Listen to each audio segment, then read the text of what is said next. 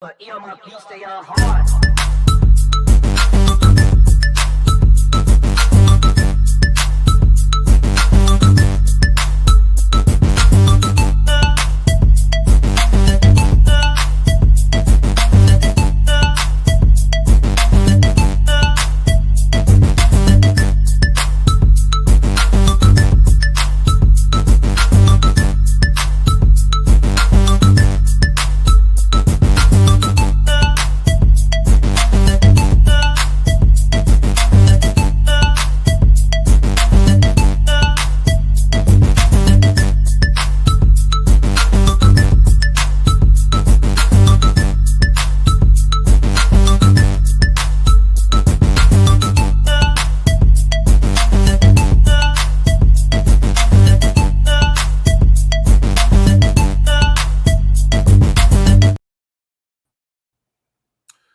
Hello, good evening. Welcome to another live episode of the BCSN SportsWrap, the longest running HBCU sports talk show on these interwebs, in these streets, on these podcasts and video streets. I'm Brian Fulford. That's A.D. Drew. Good to be with you on another Sunday night as we are now in officially game week mode, Drew. Less than 7 days before the debut and the opening of the 2025 football season. How are you feeling? Are you ready? Brian, I can't wait for about midnight on Saturday to get here. Considering the extra that's a different countdown clock than I was expecting. Yeah, it's a different countdown. I'm waiting on the game to be over. Oh my gosh! Yes, Brian. Yes, and you know why? And then nothing bad, but it's a lot when you're on the inside. Yes, indeed. It's a different mindset. Different mindset, indeed. And different things that you have to factor as you make decisions. Yeah, for sure. I'm sure it's a lot of stuff going on. Well, as our friends and the folks, the regulars who find our show on a Sunday, as you guys start to tune in, we say hello to everybody watching us on our YouTube channels, whether it be the Jericho Broadcast Networks, Black College Sports Network YouTube page, that's at MyJBN Online, or the BCSN SportsWrap YouTube page. You could be watching us on Facebook via the Black College Sports Network or the BCSN SportsWrap. Hello to everybody on Twitter and on Instagram live.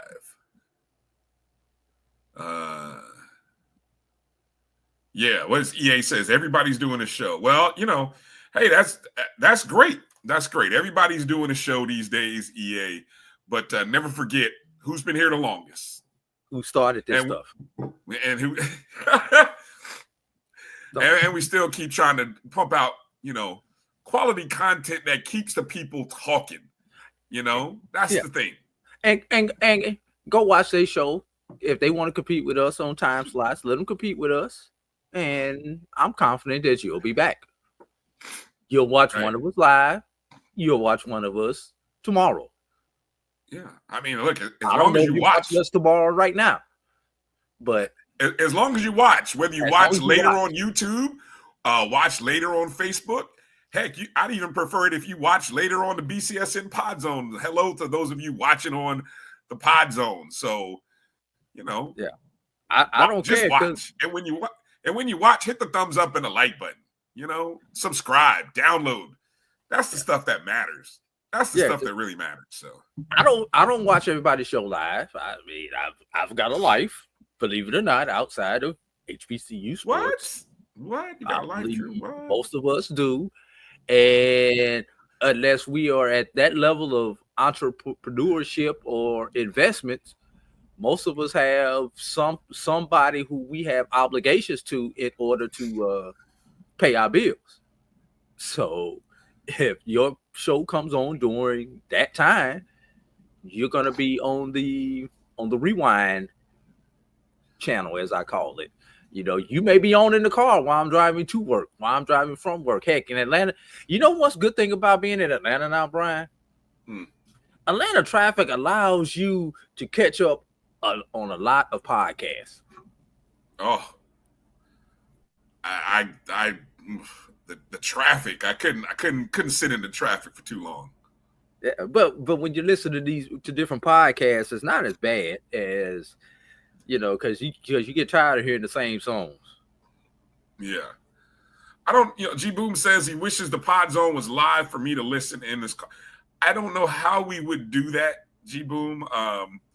Actually, we are in the process of getting our JBN app up and working again. So I guess that would create an opportunity where our show would actually stream via the app.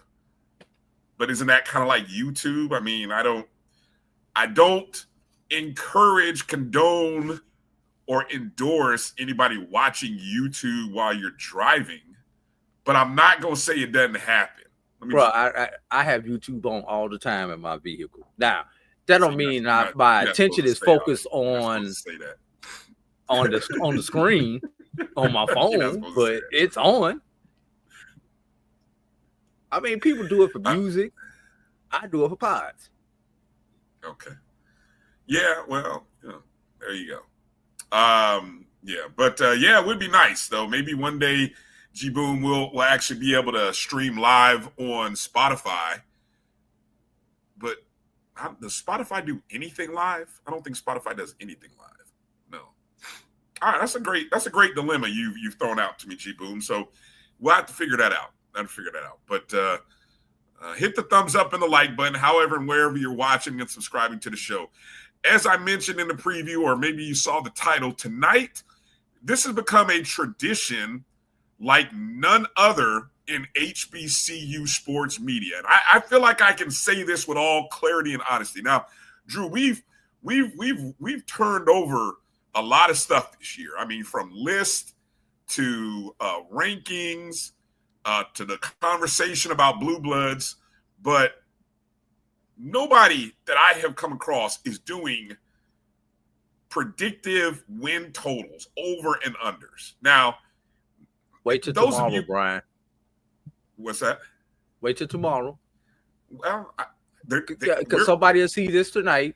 I hope so. I hope so. We're first out in the marketplace, so and I've always just like we were first out with the top 25 of the 20. Look, this is not going to be a show where we pat ourselves on the back.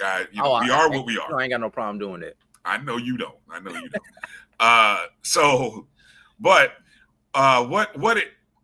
I wish, being someone who pays attention to the type of markets where predictive win totals is something that you can find entertainment measuring. Those of you who like to sprinkle a little bit of coin on things like that. I think what this total does, this is the equivalent of, if you were, those of you who live in states where you can go to FanDuel and DraftKings and Bet Rivers, Bet MGM, all of the proprietary gambling books, sports wagering. Did you say predatory? No, I did not say predatory. I did not say predatory. Although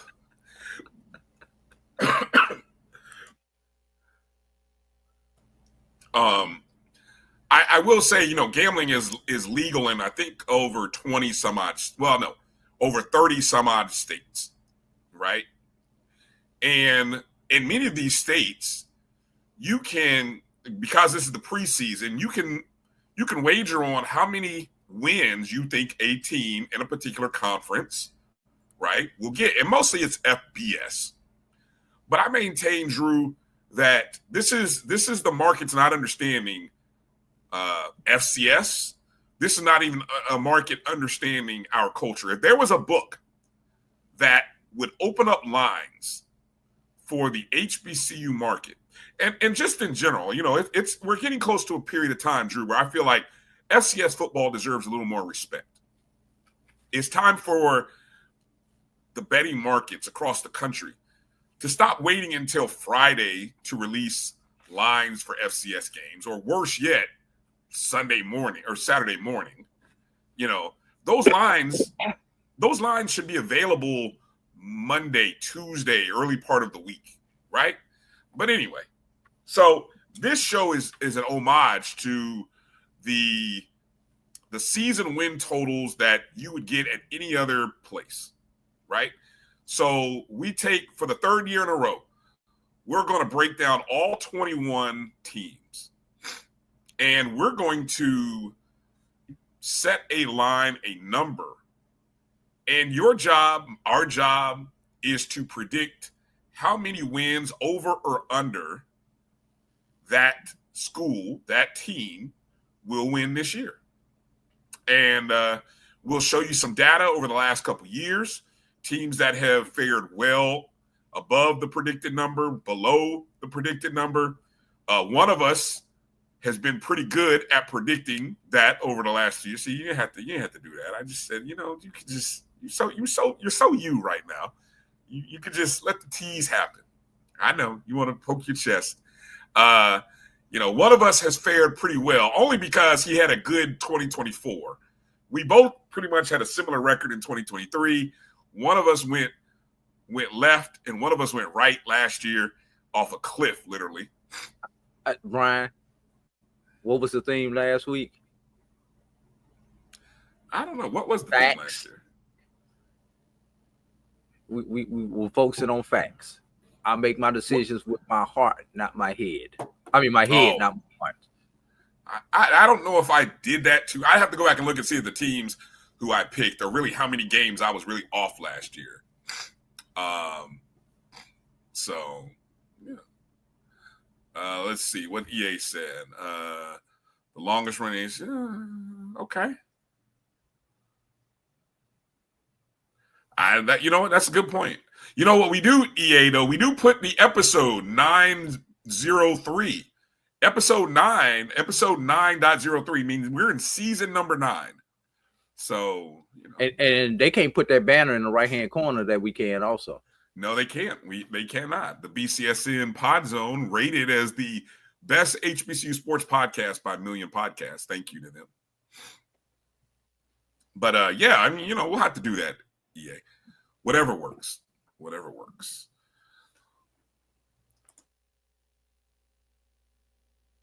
As you can see, I'm dealing with I don't know what this is, some first week back at school, Drew, and I swear I've already caught something. And you act like you are surprised? Yeah, because it's been that long. It's already time for me to go get a shot from the doctor, because I'm like, man, look. Bro, get your flu shot. Go ahead. I do every year. Get change. You got to start taking the airborne and all the other things, the extra vitamin C. I bought some gummies. I bought some goalie gummies the other day. Not that they're endorsing me, but I just want to try it out. I bought some gummies to see if the gummies work. Not CBD gummies, but the. I was gonna say what kind of. No, not CBD gummies. Although I've been curious about trying them. I don't know. But the goalie gummies to see Bryan, if they really work. Back in Tallahassee with some of them gummies. Huh? You think you back in Tallahassee with some of those gummies? Man, look, stop it. I'm just trying to get my health right, because boy, teaching 8th graders is Jesus. It's tiresome already. I'll have to it's the don't get me started. It's I'll tell you after the break. I'll bring, no slide. Not those gummies. No, not those gummies. These are the kind that you can buy off of Amazon. Although, who knows? I don't know if you can buy. I don't know if you can buy those gummies off of Amazon either. So, to be honest, it seems like you can buy a lot of things off of Amazon. So, Lennon Blow, I see you're a little late to the announcement. We dropped that announcement. The announcement, Lennon, that you are speaking of, that was dropped on the Carlos Brown show about 2 weeks ago. 2 to 3 weeks ago. And then it was dropped again when we had John Grant on the show last week. So thanks for listening, Lennon. But what he's referring to is the 2028 MEAC SWAC kickoff challenge game between Jackson State and Norfolk State. I know he's excited about that. So there. But yeah, but it's game week. Southern University, North Carolina Central, Saturday, 7:30 on ESPN in Atlanta, Georgia, Center Park Stadium. The hype is real, and we are excited as the kickoff week 0. Are we moving to a point, Drew, where we're ready to get rid of calling it week 0, or how long is that going to last? Not quite yet, man. All right. Not quite yet. And, everything with this HBCU week 0 and FCS week 1. And, I mean, it's going to be fun. Man, look, Kenneth Johnson, you don't even know, man. You don't even know. There is. I tried to get out, but they pulled me back in. What's that famous line? I tried to get out, but they pulled me back in. And look, thought I was ready. I wasn't. First week, boy. And, there's nothing worse when you're. So I feel like this is one of the things, Drew. I'm gonna have a story every week. I'm just one story, right? I had a kid. Now you give out the syllabus at the beginning of the year, right? And I read almost everything in the syllabus to the kids. Make sure they read it, hear it all. Send it home, ask them to sign it, have their parents sign it. Now, in the syllabus, you tell the kids what they're supposed to come to class with, right? Notebook. This should be standard in every class. Notebook, something to write on, something to write with, and some paper, right? Highlighters, yeah, okay. But nothing outside of the norm for my class. So here I am. We're in the class discussion yesterday, and I'm looking towards the back of the room, and there's a kid who's just sitting there at the desk. He's just sitting there. Book's not open. He's just sitting there. And so I'm gonna just call him Johnny. I'm like, Johnny, you're not taking any notes. Where's your notebook? He just looks at me. I don't have a notebook. I said, why not? Didn't know I needed one. And I'm like, what? I'm like, excuse me? You didn't know you needed one. And so then I go instant mode. Did you get a syllabus? Yes, sir. Yes, sir. Did you read it? Right. Did you read it? Yes, sir. I said, did you sign it? He said, yes, sir. I said, well, no. Actually, I asked him, did he read it? He said, no. And then I said, well, did you sign it? He said, yes. I said, well, son, first off, never sign anything that you didn't read. First off, there's rule number 1. There's the first problem, right? So they got that lesson. Pro tip right there. Never sign anything that you don't read. And so then I had to stop the class, open up the syllabus, and go to the section of required materials for the class. And I said, so see, Johnny, going forward, don't come to my class without A, B, and C. Okay? He was like, okay, I'm sorry, sir. Yes, sir. I said, okay. Then I said, well, can anybody loan him a piece of paper since Johnny doesn't have any paper to write notes on in class today? Right? And I'm just like, man, you got to be kidding me. Between that and the kids who come in, and then the other one, last one, I swear this last one. And then you tell kids, don't ask me, do I need my book and notebook for class? Because what do you think the answer is going to be? Yes. And so don't put Mr. Fulford in a bad mood by asking me, because all Mr. Fulford is going to do is going to look at you. When you ask me, because I tell my kids no question is dumb, but that doesn't mean I have to answer your question. I don't have to answer your question because there's no dumb question, but that doesn't mean I have to answer your question. So I'm just going to look at you. You are nice. Do I need my book? Do I need my notebook? I'm just going to look at you. What do you think? You were nicer than me as a middle school teacher, Brian. First week, Drew. It's first week. Brian, I would tell that young man, I would set that young man, if Mr. Drew's class, this is how it happened. that young man would have gone to the corner. I'd be like, I need you to read this thing, and then when you find the answers, come back with your answer and an apology. That's okay. That's hardcore, Mr. Drew. Hardcore. Life lessons, Coach. But that Coach Drew coming out at me. Yeah. I'm not gonna spoon feed you. Y'all think y'all grown and y'all gonna show me that y'all want to be grown later on. I'm gonna put you in some adult situations. Go do some research. Here's part of why I was in that mode, because it was my second to last class of the day. So you were tired. And my fourth middle school class of the day. So he already caught me at a point where I'm tired in the day, already worn out by middle school. And so I wasn't in that was about as much correcting as I was going to do, So yeah, but I bet you he comes to class with his. You got all weekend to go get all your supplies. Oh, exactly. You got all weekend. Speaking of going back to school, Drew, we were talking about homecomings last week, right? Yeah. We put up the cool graphic there of the homecoming schedule, that graphic courtesy of HBCU End Zone, right? But one of the things that I'm noticing, and I don't know if you folks out there are paying attention to this as well, but a strong trend is occurring among HBCU, and I guess I have to say amongst university athletic departments, communities, university, in general. Universities in period, right?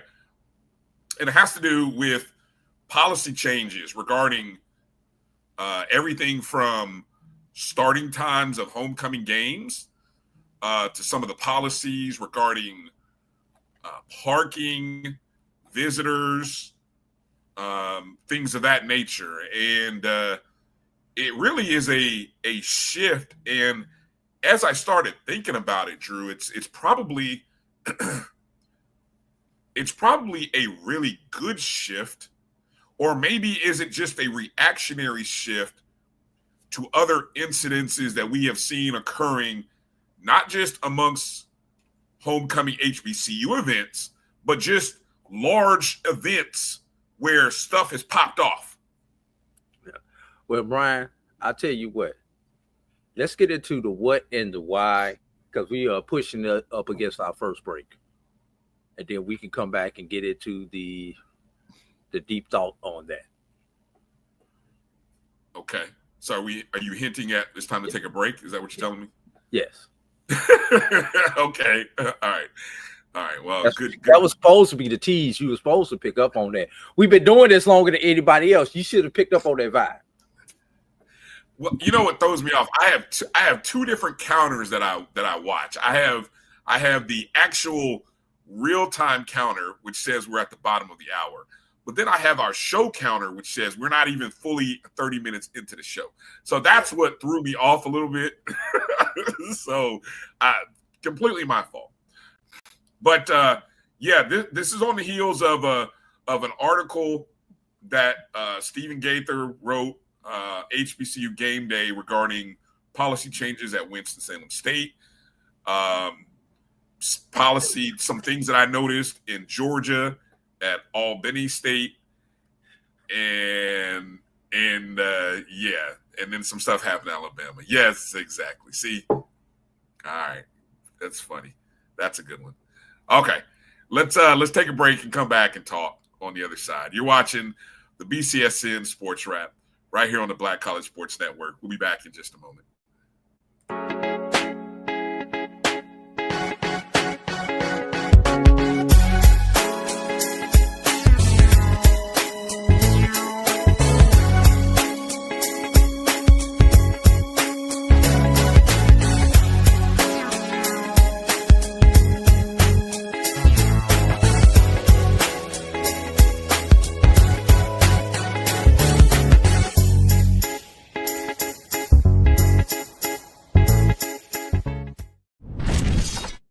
There's a shot. Shot that might be. It could be.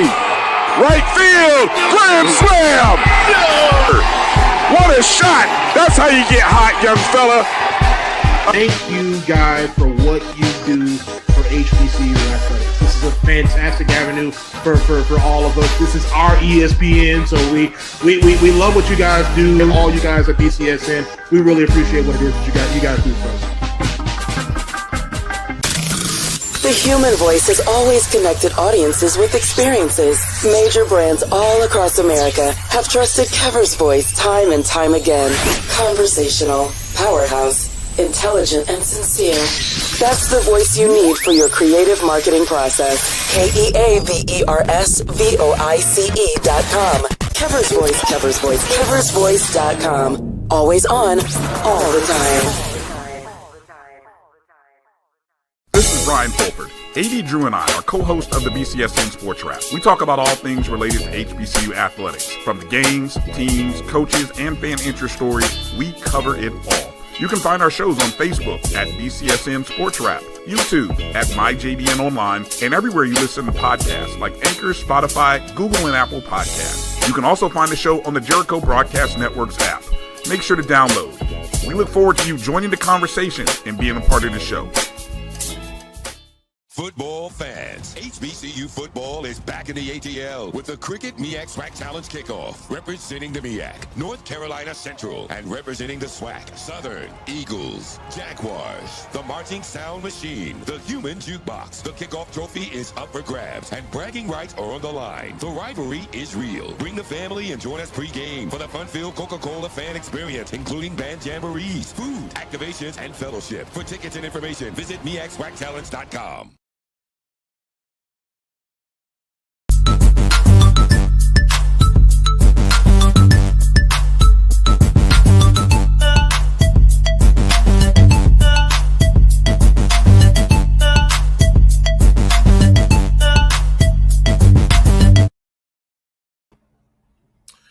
Welcome back to the BCSN Sports Wrap.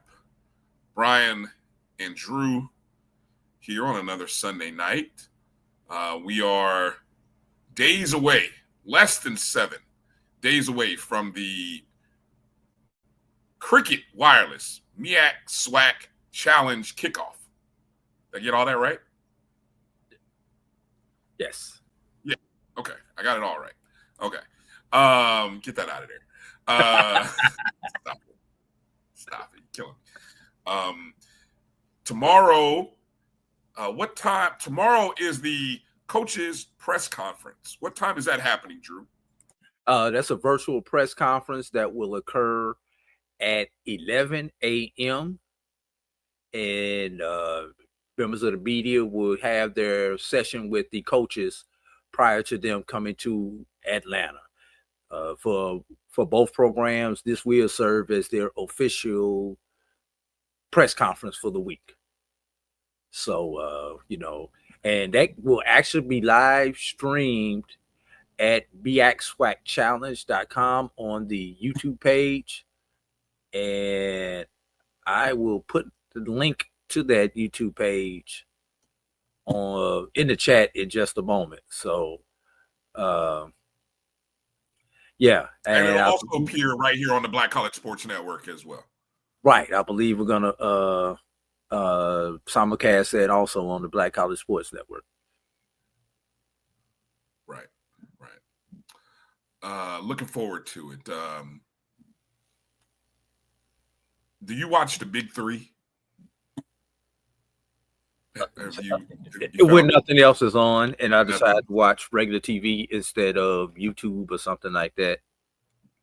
I'm curious, just random thought here, as I got a little quad box going on. On a day like today, as we get as one of our last few Sundays without football, where do you rank your watching, like in terms of what you watch? Do you golf,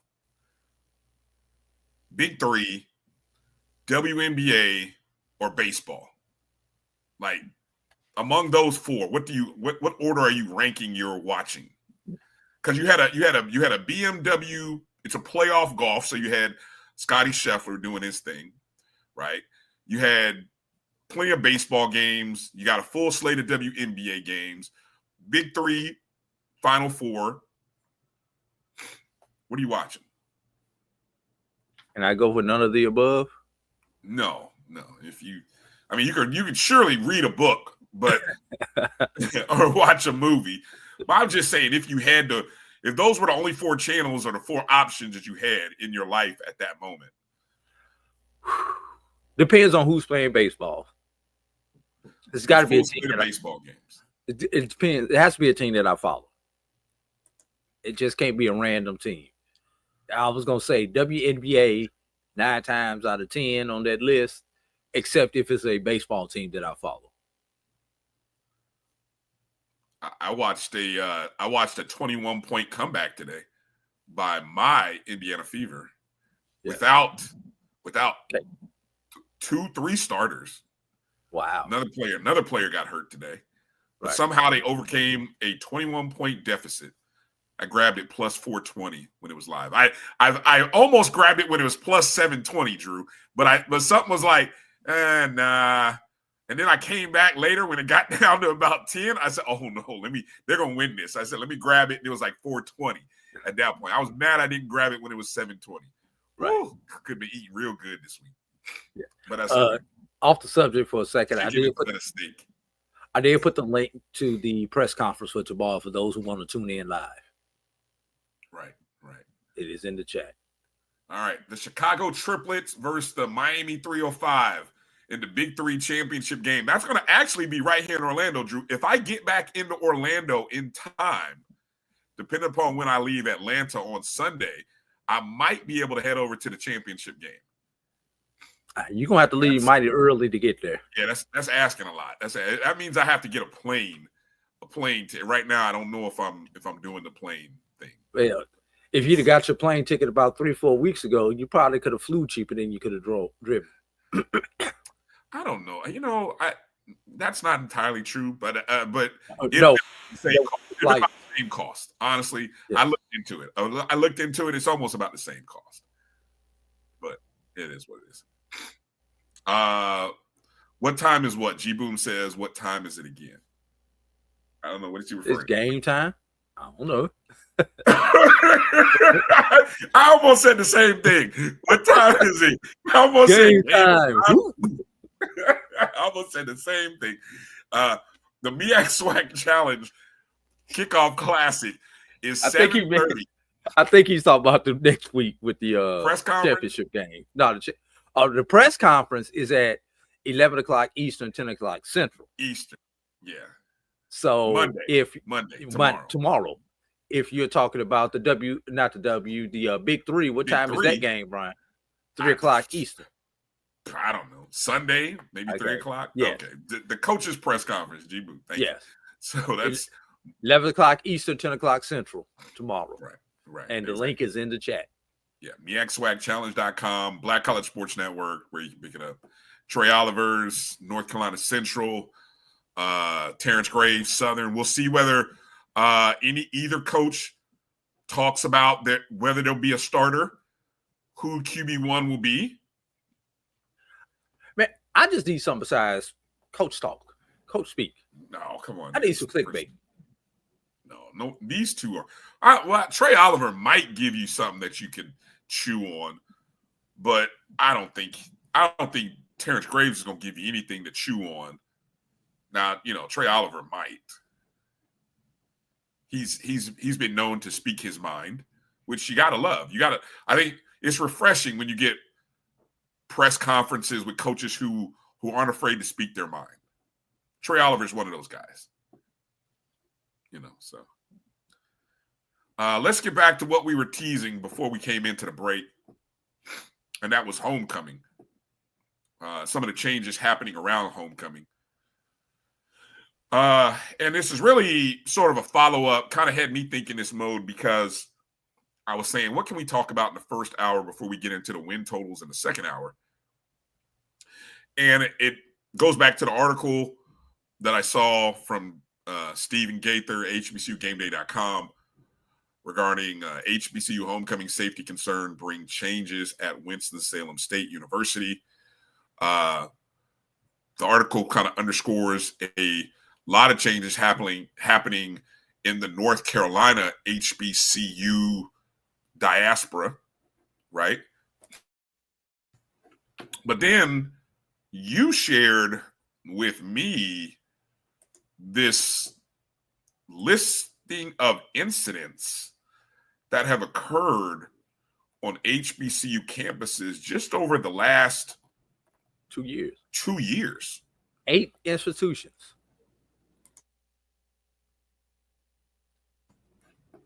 And many of them have occurred during the homecoming season. And who was it? I saw an interesting post here by SJG. And this is interesting that the incoming class of freshmen were in kindergarten during the Sandy Hook shooting. And they started high school virtually in many cases.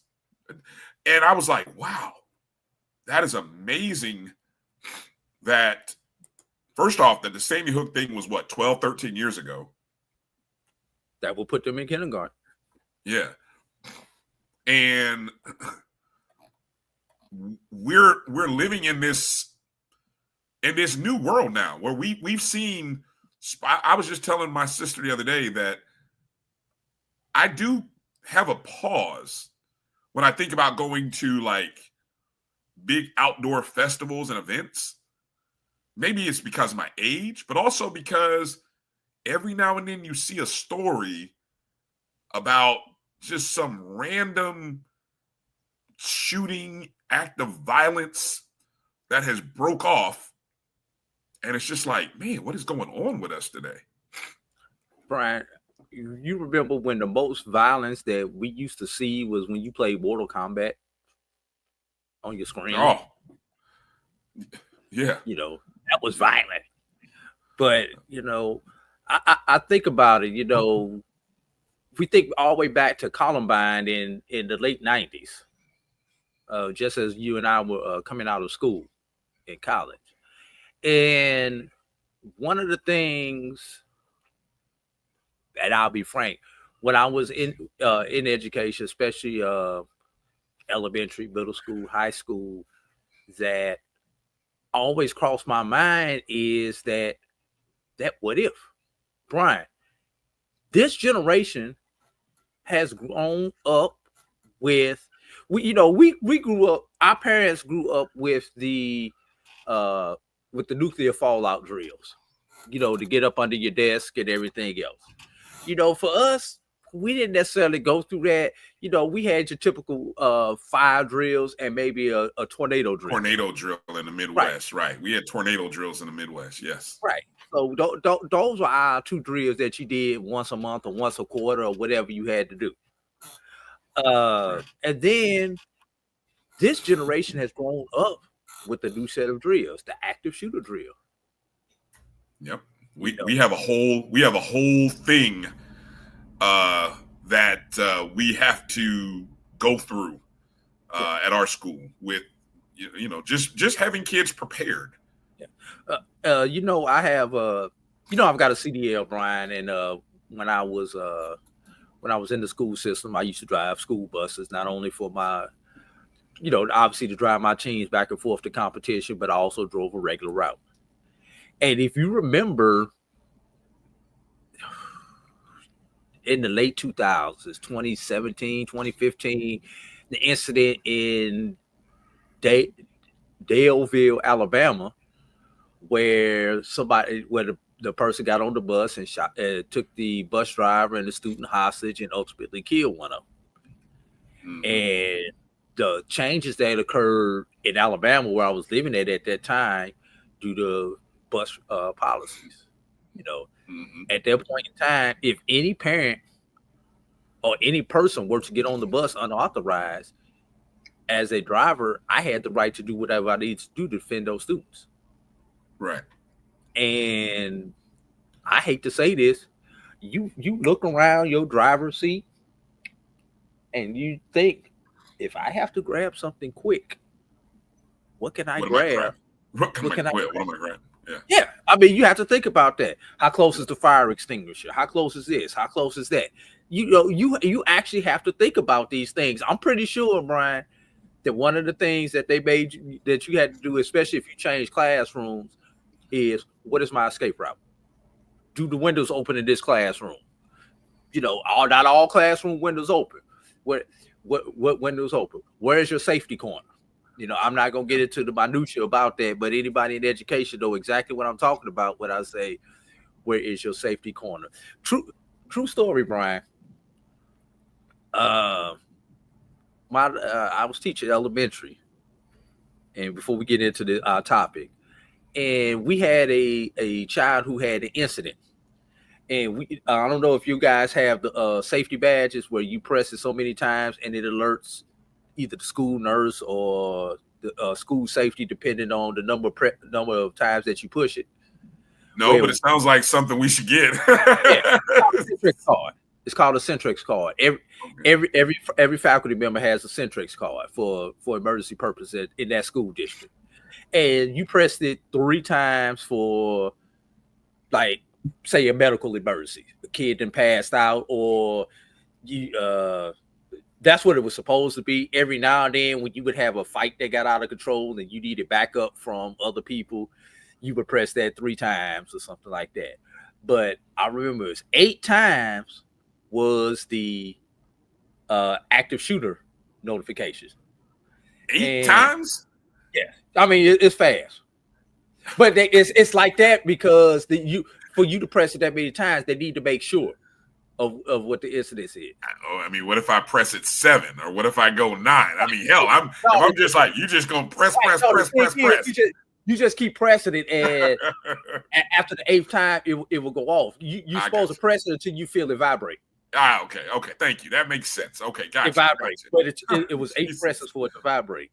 Okay, and there was actually a medical emergency with one of our students, and the teacher panicked and kept pressing it. And till she felt it, which was not how many times you're supposed to press it. Because if you press it 3 times and stop, it's about a 2-3 second pause, and then it'll vibrate. And she didn't wait for that pause. She just kept pressing it till you got to the rapid pause, is what it was called. And the whole school, because she pressed it so many times, went on lockdown. Yeah. And I'm not in my classroom. I'm sitting in somebody else's classroom during that time. Yeah. And there were teachers outside who had kids outside on recess.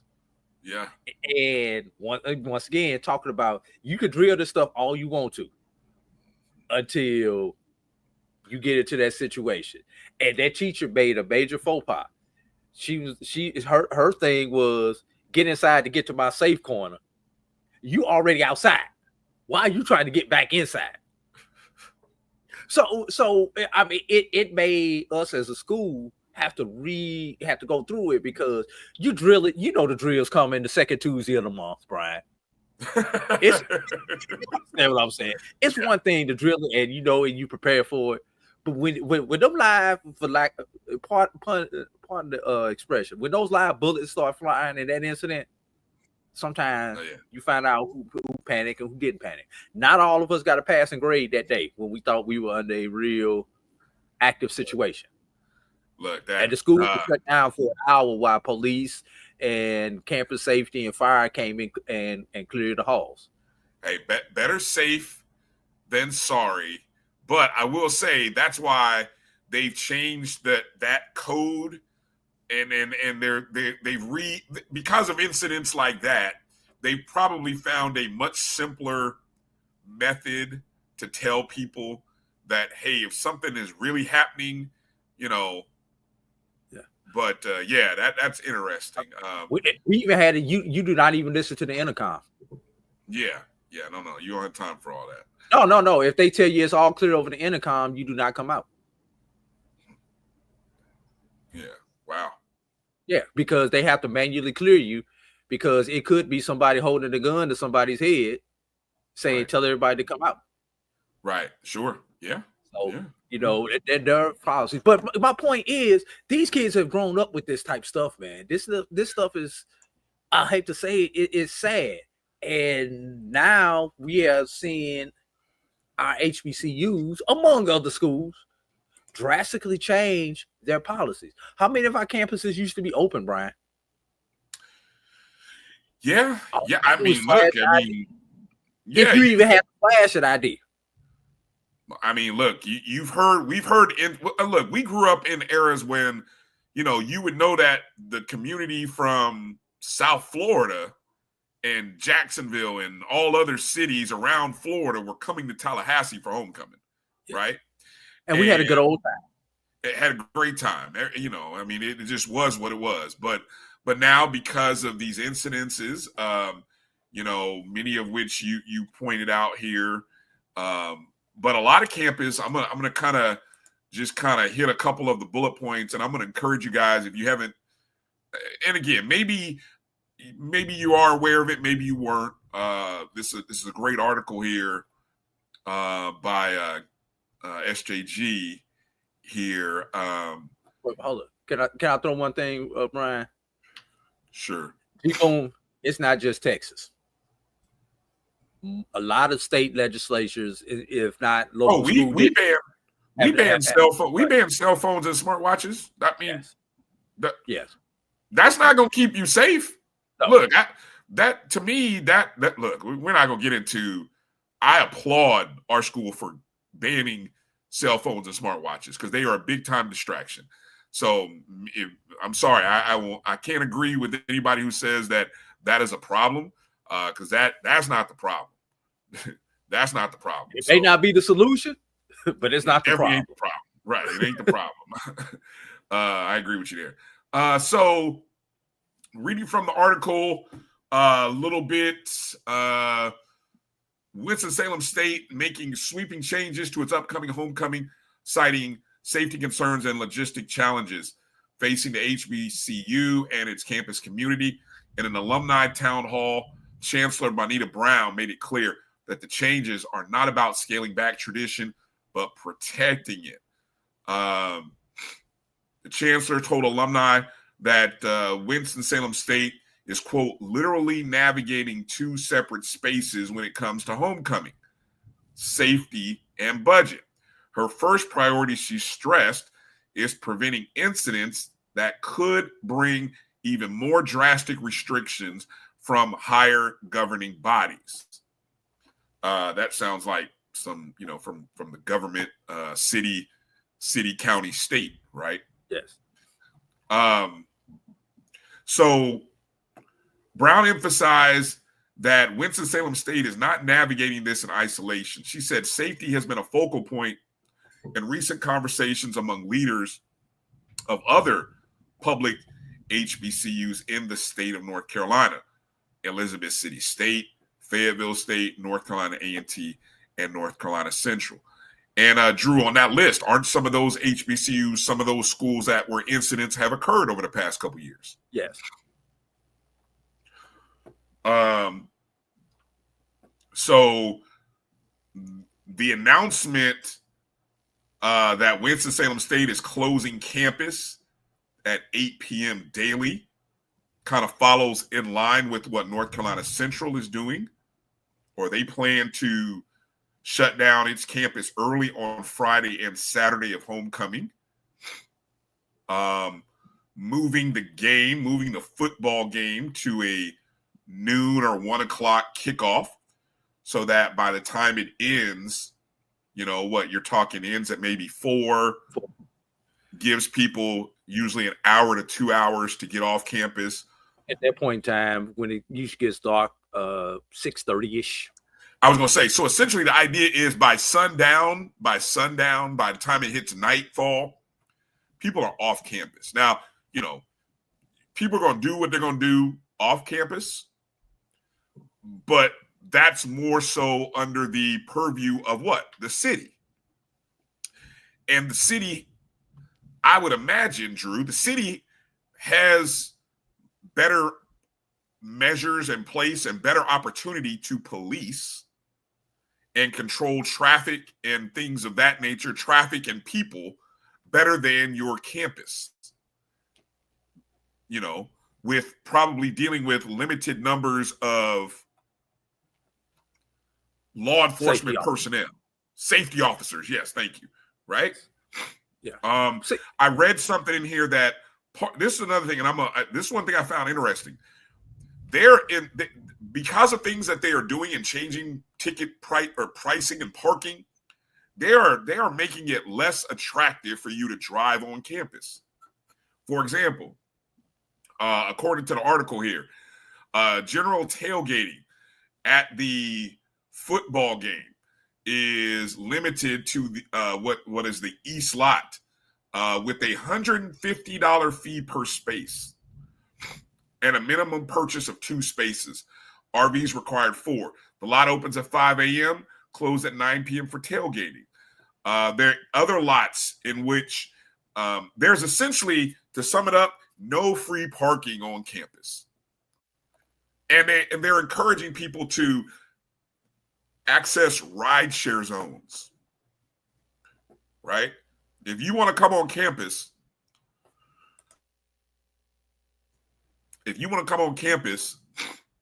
you need to get transportation to and from, because parking's going to cost you. So I see you starting a lot of the comments here. What other points and nuggets do you want to add on the topic, Drew? Because I know we talked about other schools. I know I mentioned I first saw this via Albany State, their website. They talk about a game time change where their homecoming game on October 18th has been moved up to 1 o'clock. They have, you can purchase full campus access for a certain fee. You can, almost like you cannot get on campus without paying, which I've heard people say many times, like, hey, you should have been doing that a long time ago, right? Yeah. Well, obviously, Brian, if we talk about incidents, we have to talk about the tragic incident that happened at Tuskegee last year with a student getting killed on campus and 16 getting injured on campus. And the thing is, well, I said a student, no, a person got killed because this incident did not involve Tuskegee students, one on one side or the other. This involved people from not even the Tuskegee community, but from other communities.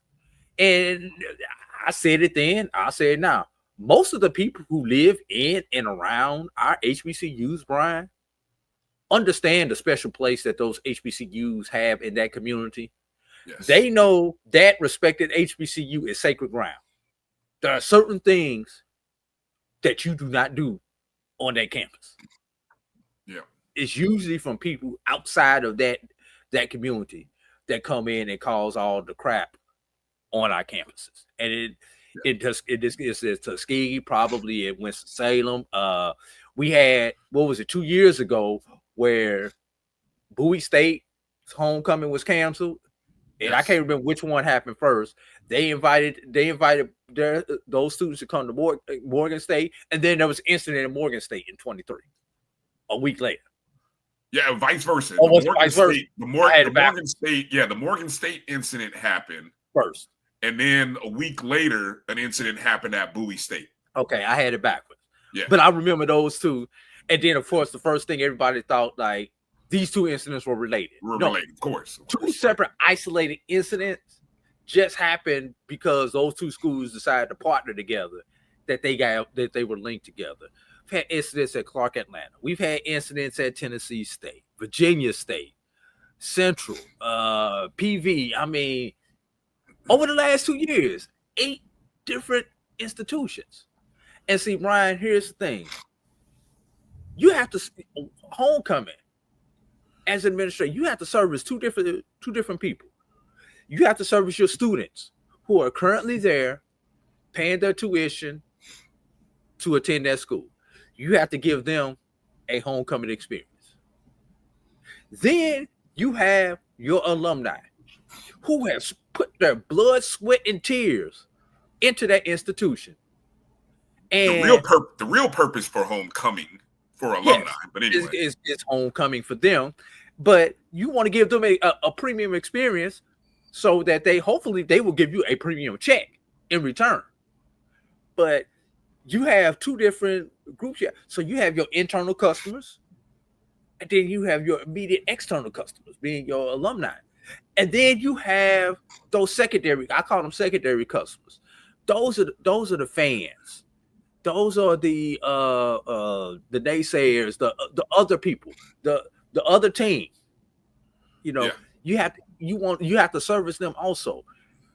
The thing is, those do not necessarily mesh easily together, Brian. When planning these things out, we're planning these logistics. I have been in logistic talks when it comes to the safety talks, and a lot of the things that you are seeing that these schools doing, that, for lack of a better words, are pissing you off as an alum, they're not done without thought. They're done for your safety and for mine. Well, it's funny you say that. Are they really upsetting you? I'm curious, you guys in the chat. I've always been able to, Brian, I've always been able to drive on campus. Now I can't drive on campus. I got to park a country mile away. Somebody gonna be pissed off. Well, okay, but I mean, reality here. I give $100,000 to this school, and y'all gonna make me park and walk a country mile. That's gonna be somebody's mind thought, even though they only gave $500. Okay. So you can't please everybody. So first off, but so on a percentage scale, if I were to put a poll up to say, would you be upset with your university having more restrictive access on homecoming? Would you be upset? I'm curious. I may put that up in the next break. I mean, because I would hope that understanding where we are today, right, that we understand why this is occurring. I don't have to like it. I don't have to like it now, but I understand. Also, Brian, I want you to think about this. A lot of our campuses, especially where a lot of our stadiums are located at on our campuses, a lot of these are one way in and one way out, Brian. They're what now? One way in, one way out of a lot of our stadiums on our campuses. Yeah, I mean, but that's a logistic, that's a traffic exactly flow. But that's a flow, because think about it: one way in, one way out. Should there be an incident in and around that stadium, how do people safely navigate and I'm able to move and able to get out of there safely? You have to think about these exit strategies. And a lot of people don't. They just want to come, party, and have fun, which they have a right to. I'm not poo-pooing that. But when you're on the operations side, there is so much more that goes into it to ensure your safety. And let me tell you a secret. There are a lot of people who you don't see at a lot of these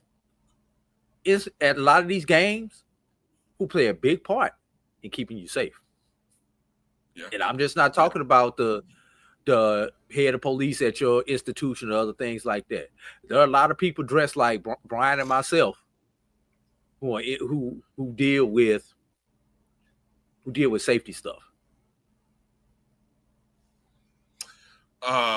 You're probably more familiar. Obviously, there's a great thought that I have. Obviously, with Tuskegee having their first home night game coming up, it'll be interesting to see what Chip 4029 says here. How's Tuskegee going to handle their first night game and a first-time event? You know, it's hard to say what's a bigger event, this first night game or homecoming. Well, I could say this. You know, obviously, I'm in some alumni chapter groups for Tuskegee. They haven't thrown me out despite the fact that I work for Morehouse now.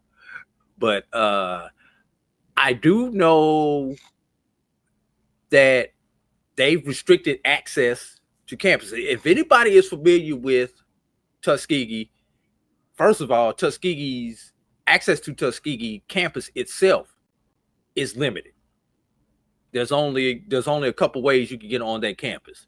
And then when you're talking about the side of campus where the stadium is at, I mean, it's a 2-lane road. So that's it to get to that stadium. There is no back entrance to that stadium. Well, there is, but most people don't know it. You know, if you live there a local, you know how to come through the back gate. If everybody is on the right page, they're going to funnel traffic in and out with barricades, and they're gonna block off those little known, you know, the local access roads that you're familiar with. They're gonna block those off, or those should be blocked off. So that way traffic can flow. I'm not 100% sure they're going to block those off. See, number one, you can't block off Old Montgomery Road because that is a major thoroughfare in Tuskegee. You know, it's the road that, for those who've been on campus road, it's the road that actually splits the campus. Where Lionel Richie's. That should be the road in and out of campus, should it not? I mean, for most people, like I say, there is another entrance to the stadium area. But I mean, you got to send people in and out a certain way. If you're tailgating, the tailgaters actually use that second entrance. So, but they're not allowing people to tailgate overnight. You can only tailgate if you have season tickets. So they're changing some of the stuff. Now, you brought up that night game. I know that was one of the concerns because I'm still friends with some people who on the city council at Tuskegee about them giving a permit for them to work at night. To play that night game, because they had to go through the logistics of, especially coming off of the homecoming incident, to make sure that they could get people in and out appropriately. Right. That's one reason, although the lights were ready last year, they did not entertain playing a night game last year. Okay. And this was before the incident at homecoming. Good to know. Right. So post homecoming, you know, things have changed. I am interested to see how they are going to handle that from a logistics and safety point. One of the things that was concerning, they had the lights at the stadium, but they had to go back and light up the walkway to the stadium. Yeah. Might want to do that. You know, things like that. You know, they had to light up other areas around the stadium for a night game, and they had to go back. So they've gone back and supposedly they've addressed those issues. So, but that was a really good question.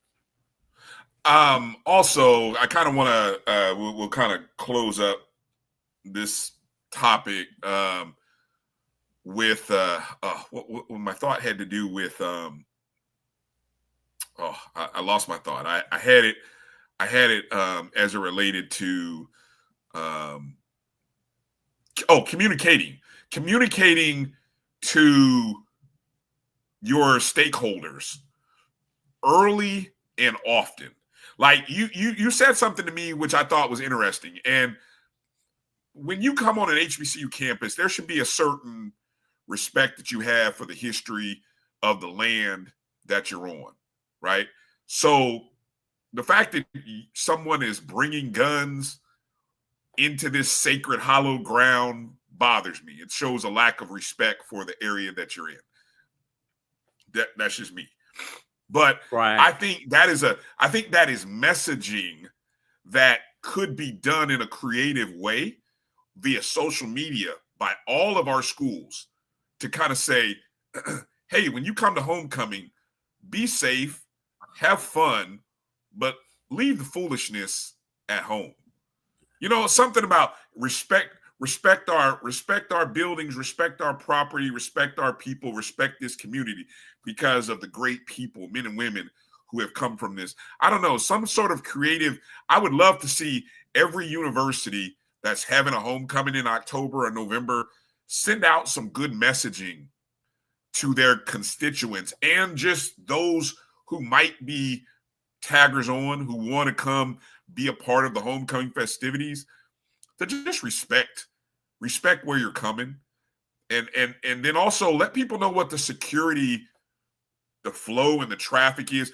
Let them know a good 2 to 3 weeks in advance. Don't come up on Monday of homecoming week talking about this is how everyone has to flow in and out of campus. That's too late. We need to know that 2 to 3 weeks beforehand. Bryan, you asking, let me back up. You said the word respect. For our generation, we have that. Maybe if you're 35, 40 and over, you grew up with that. The younger generation, their level of respect is not the same as our level of respect. Their level of respect is you do for me what I say, when I say, and how I say. I don't know. We deal with it. We're having to have conversations with these kids, and that we're educating, and them not understanding what they did wrong, how they did it wrong, and everything else, and not taking ownership and accountability. We came up in a generation where you had no choice but to take that ownership and accountability for your actions. I think this generation, respect is love. Respect is love. We have to instill a sense of love. When I tell you no, you can't go into this area. Now I'm disrespecting you. I don't love you. Now I want to come back and shoot you. I think we. I don't. Well, I that's why I was saying we have to be willing to explain.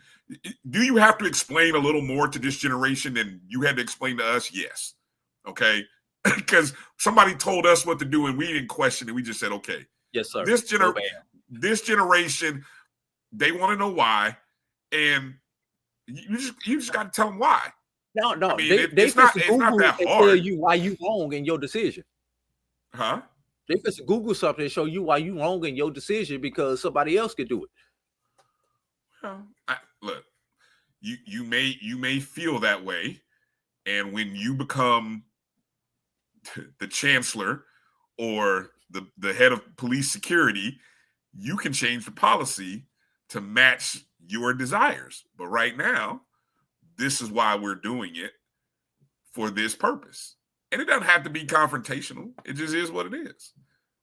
You know, I don't want to look, there's two things I'm not going to, I cringe at saying that today's young people don't have the same level of respect, love, admiration that we had. Level. I'm not saying it's better, it's not worse, but it is different. It's different. And also, I've seen a couple people post that because our HBCUs in certain neighborhoods, that makes it more or less safe. Our HBCUs have been in those same neighborhoods for 100 years. Yeah, exactly. And by the way, here's the one for you, Bryan. Can you name me an HBCU that's not in the hood? Right by the railroad tracks, near the graveyard, where the swamp used to be, or all the way up a hill. Yeah, and we got to stop. And somehow, some way, that is not an excuse. Yeah, we've allowed outside people to define that as, worst of the worst, right? It's like, no, I mean, education still happens. Learning still happens, Alcorn in the country. Yeah. Well, but those same HBCUs that you're talking about in those hoods are those same HBCUs that gave us stuff like the civil rights movement and everything else, because they were in those impoverished sections. What happened is, here's what I think happened. At some point, because people moved into those communities to go to school, they lost their connectivity with that community. It's like, oh, I'm just here for these 4 years, and then I'm going to leave this area and go on to do great, bigger, and better things in bigger houses and bigger jobs. You all who are here in these homes near my campus, you're going to be here after I'm gone. Like we've I don't know, endorsed, encouraged, allowed some students to make the community feel less than, or the people in the community feel less than, when they're not less than. You know, you're here for a purpose, to get education and to go on and make changes, whether it be in your own community back where you came from, or right? Another. That's really where we've gone left, I think. You know, and so I don't know. More opportunities for more campus, whether it be team. And this is what I love to see. When I see teams that are a part of the community, that going out and doing community service projects at elementaries around campus, you know, it's great. You know, yes, I understand that, you know, that there were some rough decades due to that era, EA. So, but anyway, all right. So yeah, I'm gonna put that up there in the chats. I'm curious to see, are you? What did I say? The question was going to be regarding that. I say, are you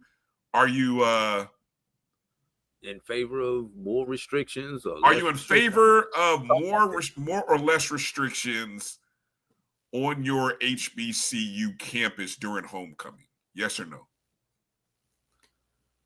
Yeah, that's the question. Yeah, exactly, Mike. We ended up there, and they're where we are, and the crazy thing is, we've built beautiful campuses in the space that they gave us. They gave us the leftovers, the scraps, the stuff nobody wanted. Yeah. Now the question is, or we had to go so far out of town that they wouldn't come out there and lynch us. How many campuses make a point to invest in the community around them in some kind of way? You know, building projects, not building projects, but I mean like home refurbishment projects, landscaping.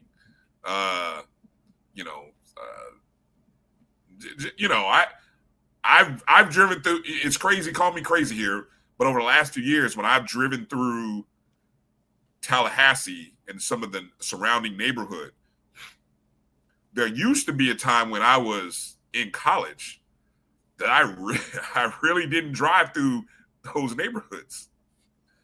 But as I'm older and a little wiser, and just looking at the area, I'm looking at it from a different perspective. I don't drive through those areas with fear or nervousness anymore, like I may have when I was younger and didn't know nothing. So, I don't know. Maybe it's an age thing. All right. Question for the chat is coming. Coming up on the other side, AD and I are going to break down the season win totals for the upcoming 2025 football season. All 21 Division I programs, the FCS teams. We're going to let you know what teams have performed above and below expectation. And then we set the lines for the upcoming year. And we're going to let you tell us, as we try to predict, what teams are going to go above and below the expected number of wins and losses for the upcoming season. I'm excited about this. I'm excited. I gotta get back this year. Got to get back on the right side. Got to get back in the green, baby. You're watching the BCSN Sports Wrap right here on the Black College Sports Network. We'll be back in just a moment. I'm returning to Clinton Paris, and Tampa's my community. I grew up here, went to school here, and my wife and I make our home here. What makes Tampa special are its people. So when I represent someone injured in my community, It's personal. Call my office and speak to a real lawyer and not some referral service. I will fight the insurance companies to get the settlement that you deserve. At the law office of Clinton Paris, we take the pain out of being heard.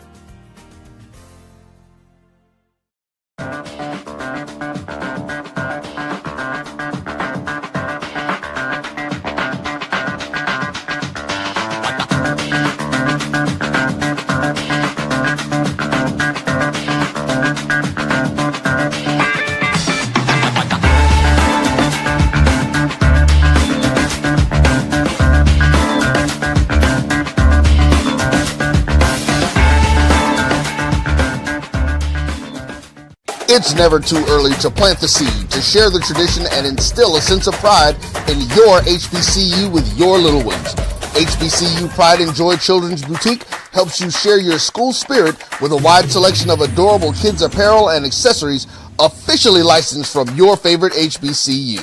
Visit hbcupridejoy.com and follow us on all social media at HBCU Pride Joy on Facebook and Twitter.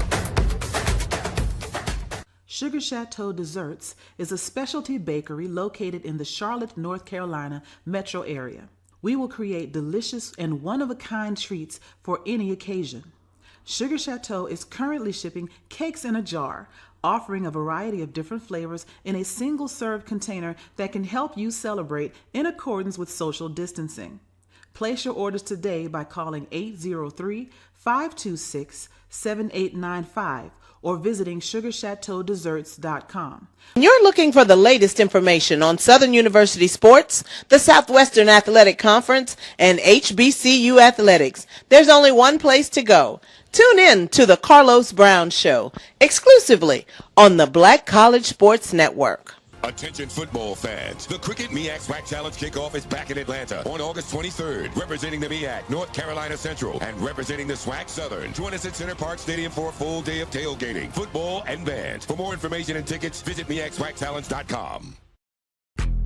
History? Yeah, we built that. Pride? We fuel that. And on August 30th, we run that. Two powerhouse HBCUs, Howard Bison, FAMU Rattlers, one legendary showdown under the Miami lights at Hard Rock Stadium. The energy, unmatched. The culture, undeniable. The vibes, straight HBCU. 2025 Invesco QQQ Orange Blossom Classic. Get your tickets and book your hotel now at orangeblossomclassic.com. Saturday, August 30th at 4 p.m. in Miami Gardens.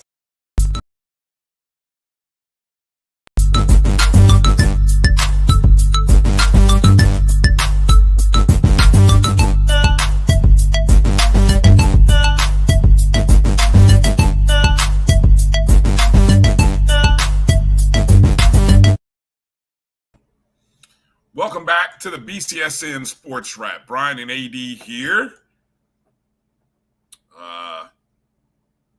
Ready to go through season win totals for the 2025 HBCU football season in the Division I levels, the MEAC, SWAC East, SWAC West, and our independent schools. All right, let's see. Make sure we got all the extra little data stuff pulled up.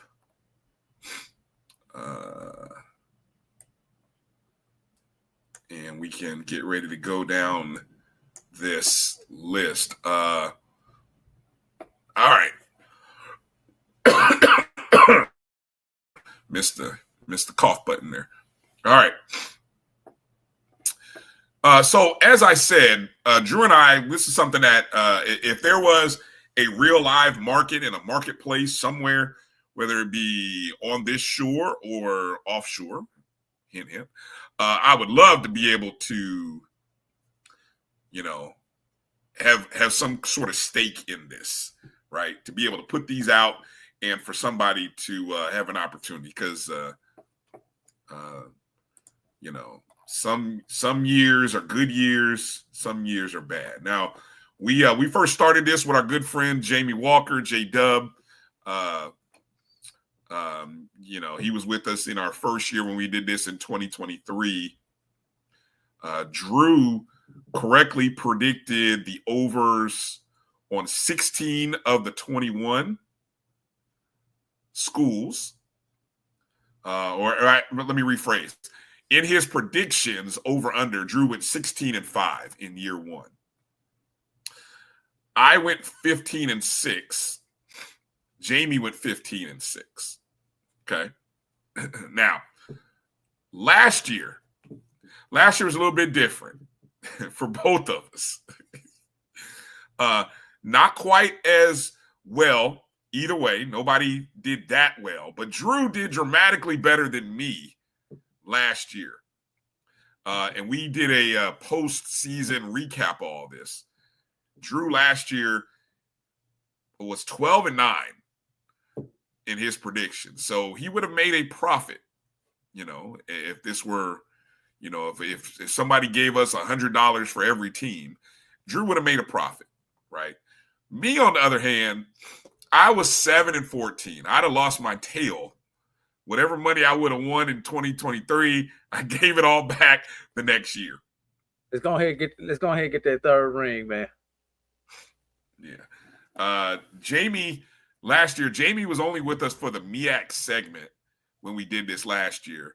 I don't know why we didn't do the whole thing last year. We must have did it in two different shows. But he went 4-2 in his MEAC predictions last year. So we're going to break this down by conference. So let's start with the MEAC, the Mid-Eastern Athletic Conference. And just to kind of give some perspective, right? As you look at the previous years, okay, when we first started this in 2023, what we tried to do is we tried to look at how a team finished in 2022, tried to look at some of the computer analysis and, try to put a number that was a little indicative of where, many people might think either they go above or below. The idea is to get 50% of the money going one way and 50% of the other way. Yeah. So as you can see, when we went to year two in 2024 totals, some people's numbers went up. Howard University coming off of a Celebration Bowl appearance and a MEAC title, right? Went from 5.5 in 2023, which they did go over because that was the Celebration Bowl. To last season, we set the number at 7.5, and they failed miserably when going 4-8. Went well below the number, right? As you can see, Delaware State, I don't think we've gone any lower than 2.5, Drew. In looking at the history and the data over the 2 years, we have never set a number lower than 2.5, despite having teams that have performed well below that number.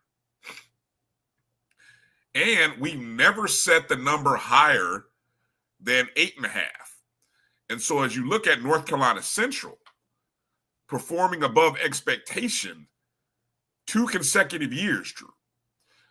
So as we look at the previous 2 years, can we draw any kind of conclusions, or do you have any thoughts about the numbers or the teams in the last 2 years where Delaware State has performed below expectation the last 2 years and North Carolina Central has performed above expectation the last 2 years?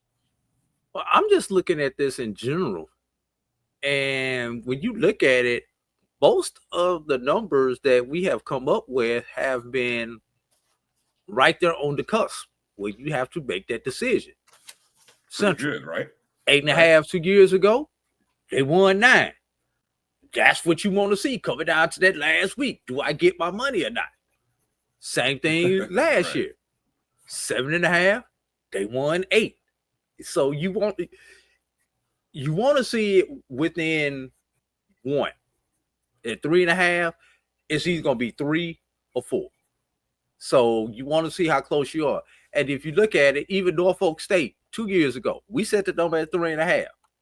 Perfect number to set it at because they won 3. Yeah, exactly. Yeah, Morgan. One year they went below it. 1 year they went under it or over. Yeah. Morgan 6.5. Perfect number. They was at 6. So if you were playing this is that drama, this is that thrill that you would want if you were at your local betting house or at your book. Right. So these numbers, for the most part, are spot on. And these numbers are inclusive of FBS and Division II / NAIA or other, because there are some schools that play other wins. You know, even so we don't look down. Yes. Yeah, we don't limit it to just FCS games, right? So obviously, if you're playing an FBS opponent, there's a likelihood, 99%, that you're probably not winning that game. If you're playing a NAIA Division II, NCCCA, I don't know if I got the right number of C's, 3 C's. Did I say that right? I think so. There's an expectation that you're going to win 99% of the time. Okay? So that's all factored into the numbers. All right. Are we ready to debut the numbers and go through the over-unders for the MEAC? Let's go. All right. These are your predicted win numbers for the upcoming year. Let's start with Delaware State. I am leaving the line at 2.5 wins this year, Drew. They have not won over 2 games the last 2 seasons. I don't know where it's coming from, but when you look at their schedule this year, do you think they go over or under 2.5 this year? No. No. What you have to reply with over or under, Drew. You say if they go more than 2.5, no, under. All right. So Drew says under. I'm looking at. I don't know where it's coming from. Let's see. They've got Bowie State game on there, which I don't know. Who knows? Are you supposed to win that game? Maybe. You're supposed to. You're supposed to, but right. I just don't know where the third game is going to come from. That's the thing. I think they could get 2 this year. I just don't know where the third game. And the unknown of their coach leads me to say under. Howard University, 4.5 this year. Howard University plays an FBS opponent in Temple. They play Morehouse. And then everything else is FCS opponents throughout the schedule. Under. Ooh. Under 4.5 this year, huh? Yep. I don't see 5. Larry Scott, and this is Larry Scott's 6th year at Howard. And that does include the COVID year. So let's just say 4 full seasons. 4 full seasons. Yes. They have never won more than 6 games. 6-6 was a season high a couple years ago.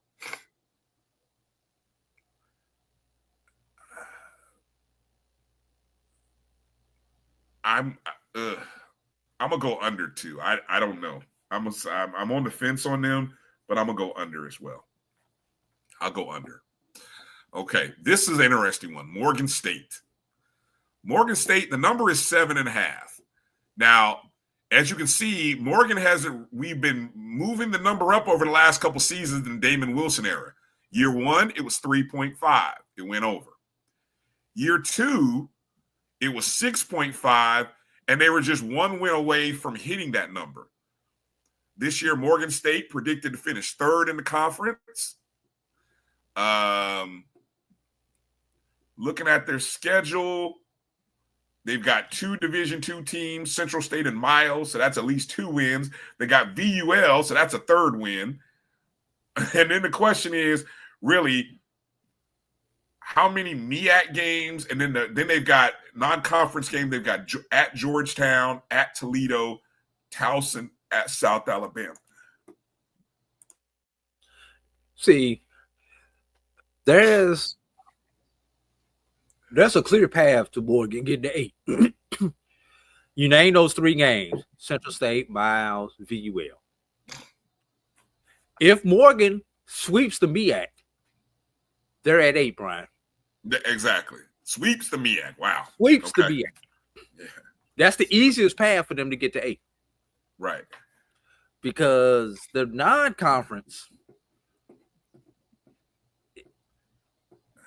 your FCS non-conference, let me say it like that. Towson and Georgetown. Towson is at That's home. South Alabama. So that's a FBS. That's a loss. Yeah. Toledo, that's a loss. Yes. So really it comes down to Towson and Georgetown. Do you think they can get a 4th win out of that? To afford one a of loss those in two. the MEAC. And what? That affords them a loss in the MEAC if they can pick up one of those two. I don't think so.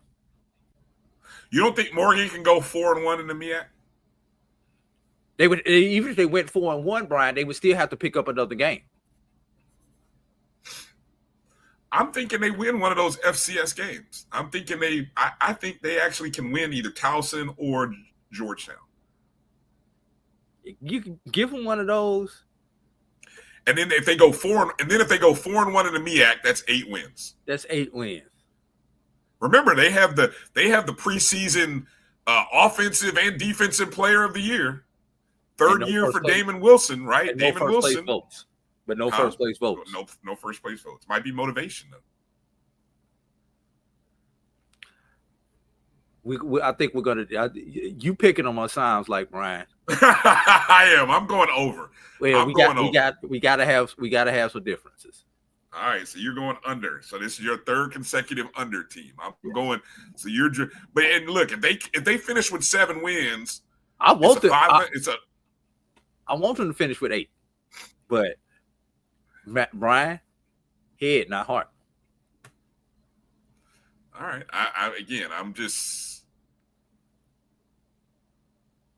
I'm thinking they can come out of the conference. I think logistically, statistically, 3 teams can finish 4-1 in the MEAC.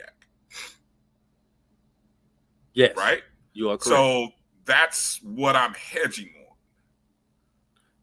A 3-way tie between Morgan, potentially Central, and South Carolina State. See, that's the kind of statistical analysis right there that, man, that's the kind of stuff you have to factor in right there. I almost want to change my pick now just because of that. Can Morgan do something they've never done? Do you believe in Damon Wilson that much? That's basically what it comes down to. Damn, Steve, that's a great analysis right there. That's a great pick. All right. So we're split on that one, yes? Yes. All right. Norfolk State. Exciting year for the Spartans. First year under Mike Vick. The number's 4.5. Last year they won 4 games. 2 years ago was 3.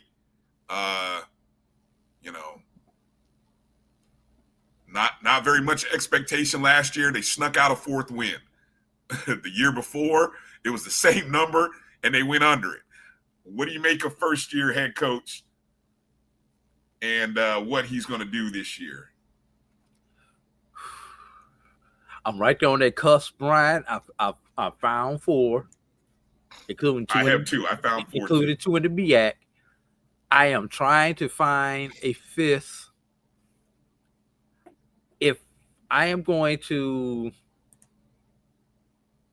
not give Morgan State the benefit of the doubt, I have to give Norfolk the benefit of the doubt that they will find a victory.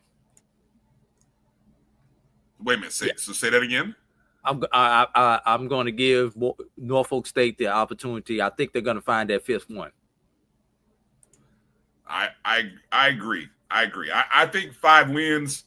I think 5 wins would be a successful season for first-year head coach Mike Vick. All right. This is the interesting one here. North Carolina Central. Again, we have never set a line higher than 8.5. Central has overachieved they've met expectation 2 consecutive years. What say you this year, Drew? Let's say Central sweeps the MEAC. I'm not saying they will. I'm just saying for conversation purposes. Let's say Central sweeps the MEAC. That's 5. If you got 2 SWAC opponents, let's give them a split no SWAC games. They get that 6. Ooh, Fanfare Southern. Okay, wow. I'm trying to get to the path to 8, Brian. I got you. All right. So that's 6. They've got Fayetteville. That's 7. A&T, I give them the 8th. That leaves me Old Dominion and East Texas A&M to get that 9th one. Ooh. 8-3, Brian. 8-3. And you know, it's funny. I think they only have 11 games, if I'm not mistaken. That's what I'm looking at. Yes, that is another factor that has to be taken into consideration with this. For some reason, in a year where you can play 12, North Carolina Central only has 11 games on their schedule. I think they might be one of the only HBCUs that are playing 11 games. I think that makes it very tough to get the 9th win. And I'm less optimistic about them beating both SWAC opponents this year. I think they lose both of those games, right? Personally, right. If they had that 12th game, I would probably get them to them. But you know, I only see 8. All right, so you go under. I'm going under as well. I'm going under 8.5. And then South Carolina State, the number did not move much, 5.5, but it's a big jump. Is that too much of a jump? 8.5. Considering what they did last year, it's not too big. And who their coaches. Right, it's not too big of a jump. Once again, using the same logic, you have to give. If you give South Carolina State sweeping the MEAC, I know both can't sweep the MEAC, everybody. Yeah, I was going to say, what are you doing? I'm sticking to my 4-1. I'm giving my 4-1 theory. So. I'm just trying to give you the path to see if we can get there. That would mean a sweep through the MEAC. A&T and Savannah State is 7. Bethune-Cookman would be 8. That leaves Wofford, South Carolina, which is an L, USF, L, and Charleston Southern.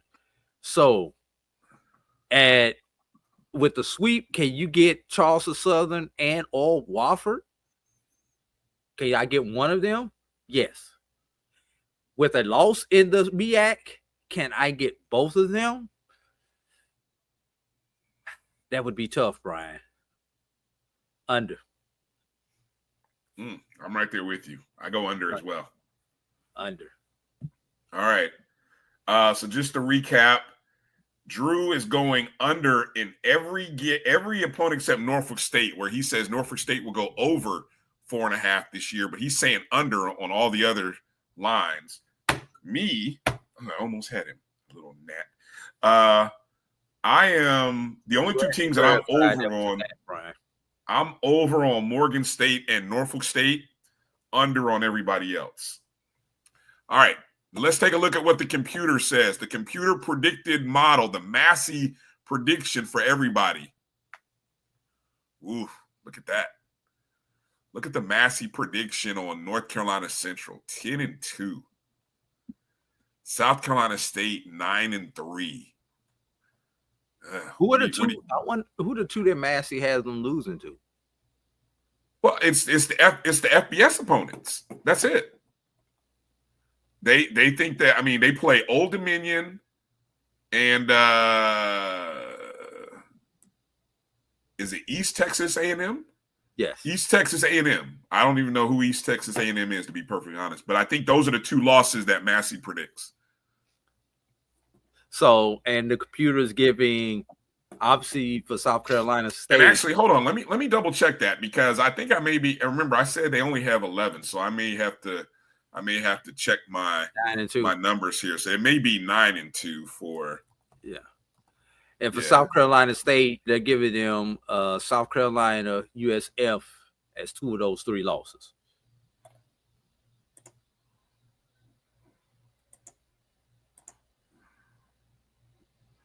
Let's see.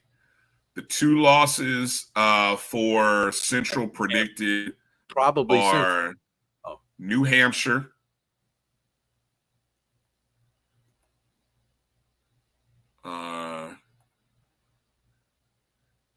New Hampshire. 1, 2, 3, 4, 5. You don't have New Hampshire on your master. 10.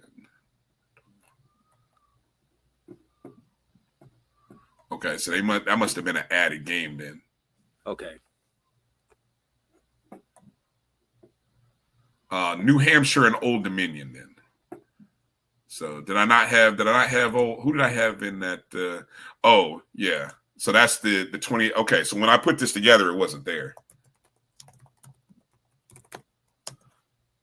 So they do play 12. So I'm sorry. North Carolina Central does play 12 this year. So their 2 losses are expected by Massey to be New Hampshire and Old Dominion.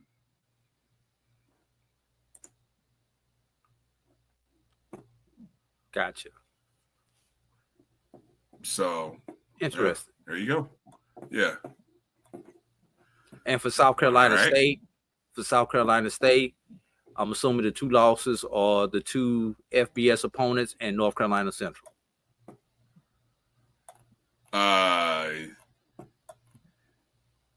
Yes. Let me see. The 2 losses would be South Carolina, South Florida, predicted. Oh, and at North Carolina Central. Yes.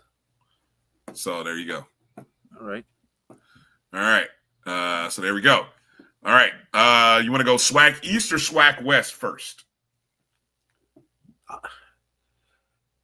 East. The West think they best, but the beast is in the East. So let's go East. Let's go East. All right. Looking at the SWAC East from a historical perspective over the last 2 seasons, as you can see, a couple of schools who have performed below expectation the last 2 seasons, Alabama A&M. We set the numbers at 5.5 and 6.5, and they just missed going over by 1 game, right? They were like right there on the verge. As you can see, 2 years ago, Alabama State, Bethune, and Florida A&M both went over the number. And then the following year came back and went under the number.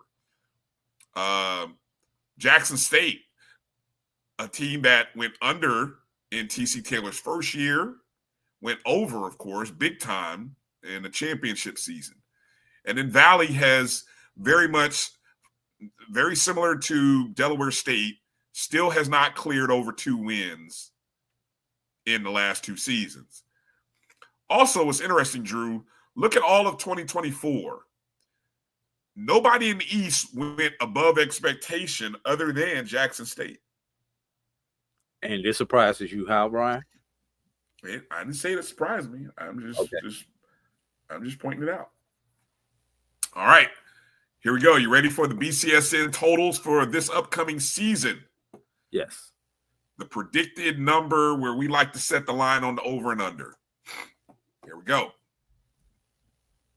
So let's start at the top with Alabama A&M. New coach, Sam Shade. But we're leaving the number right where it was a year ago, Drew, at 6.5. For Coach Sam Shade's first year. Give me the over. Ooh, juicy. Right off the bat, taking the over. I see a path to 8 for Alabama A&M. Let's see. Lane, Bethune, Valley. That's 3. Ooh. Not a cupcake schedule. Alcorn is home. Jackson State is home. Alabama State, of course, that's the Magic City Classic. FAMU is home. FAMU's home. Prairie View is home. That's what I say. I have a path. You see a path to 7. Yeah. Let's see. I'm in agreement. I think I can see 7. I can see 7 this year. They just missed it by 1 game the last 2 years. I think this is the year it can go over.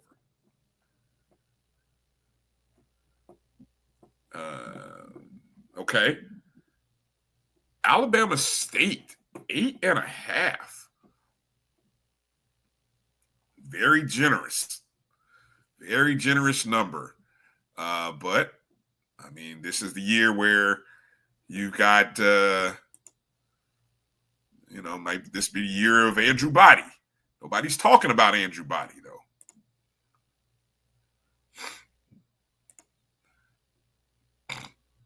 What do you got, Drew? As you look at the schedule.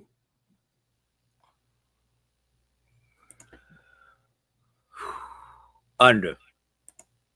They've got some monster road games at Alabama State this year. Obviously, they open the season with at UAB, which you would think that would be an L. They go to Southern, to FAM, to Jackson State, to Prairie View. That's tough. Now, the good thing is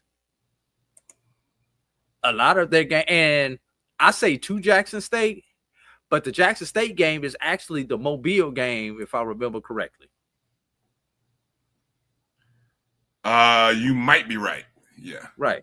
So that's, which is honestly, I know Alabama A&M, the game is in the state of Alabama, but that may be more of a home game for Jackson State than it would be for Alabama A&M. Somebody said no, that's Alabama A&M. That's playing Jackson State and Mobile. Okay, my bad. I knew it was one of them. Yeah. All right. And so that's right, because that's Jackson State's homecoming. I apologize. Yeah, and Crook, you can't have a push. There's a reason why we set a half number here. So it either it's to avoid like a push. We did last year, Brian. Unless what? Unless we get rain like we did last year with Clark, Atlanta, and Florida Memorial. That's true. There's your opportunity for a push. Yeah, but it's very odd and rare that you get a push on a half a number. All right, so I've got what I'm going with. What are you going with? 8.5 is a lot. I've got under. Too tough of a road. I don't know if I'm not willing to say that State is going to be the best Alabama team this season.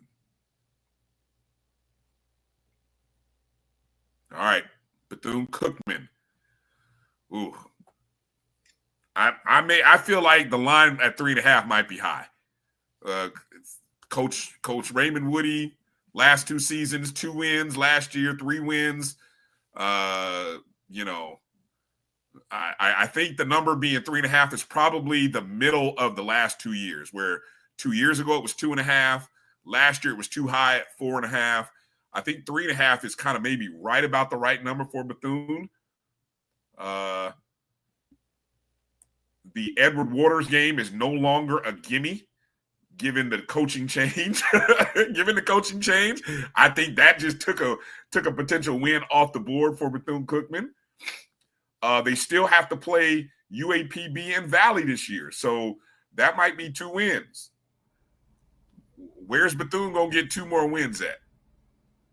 Where is Bethune-Cookman gonna get 2 more wins? Well, they would only need 1 more win if they take care of Edward Waters Valley. If they take care of Edward Waters, but I don't think they take care of Edward Waters anymore. Well, the thing is, all 3 of those games are at home, Brian. So you're right. I mean, but so you have Alabama A&M at home, you have Southern at home, and oops, wait, just lost my schedule. Alabama A&M at home, Southern at home. Wow, that's it. So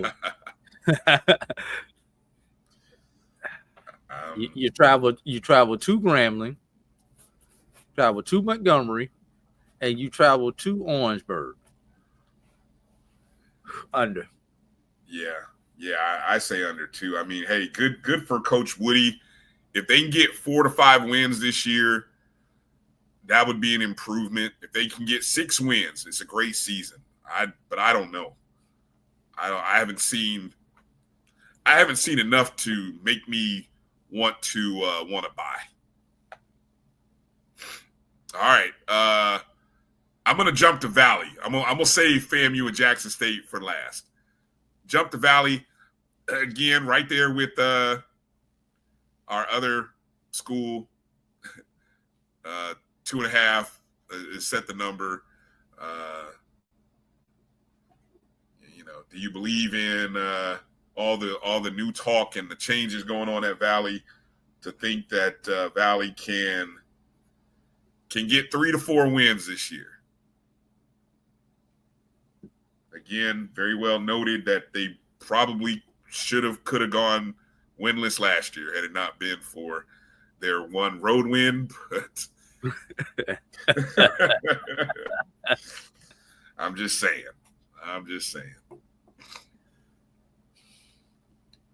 Under. Let's not even waste our time. Yeah. I mean, there's no game that they will be favored outside of Lincoln of California. Yeah, they don't have VUL and Lincoln. So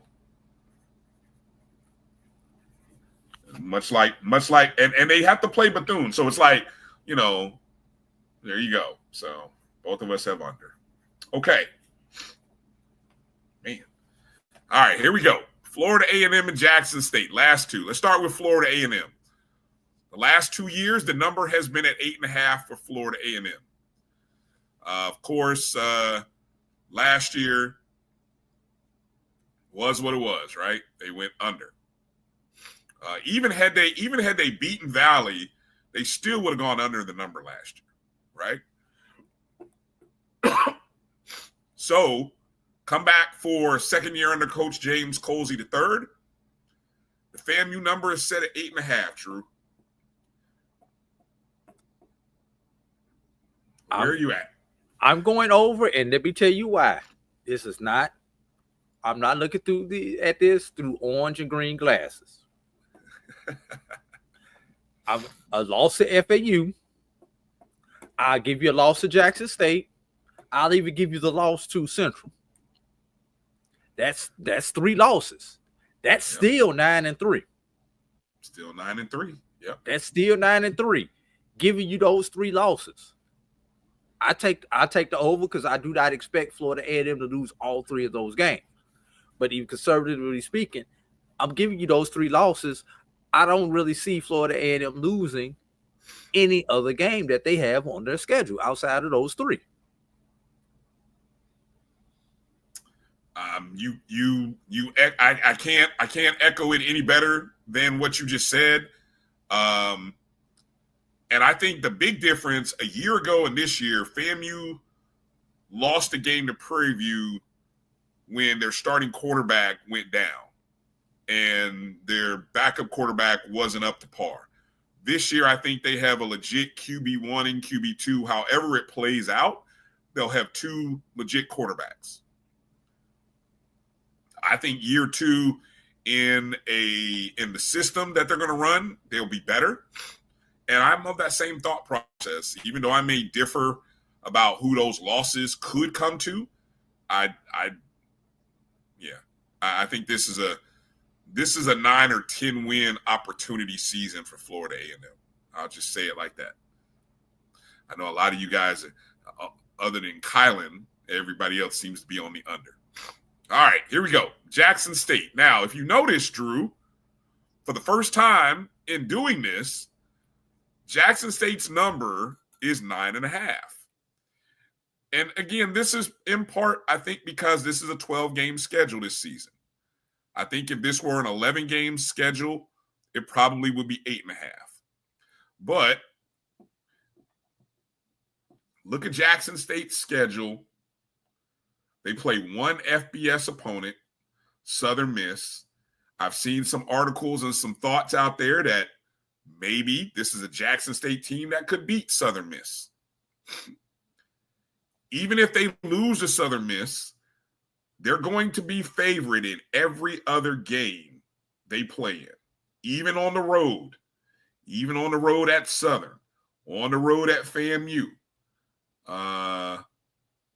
And if I'm not mistaken, yeah, those are really the only two tough road games that they have. Now, Brian, let's see. 1, 2, 3.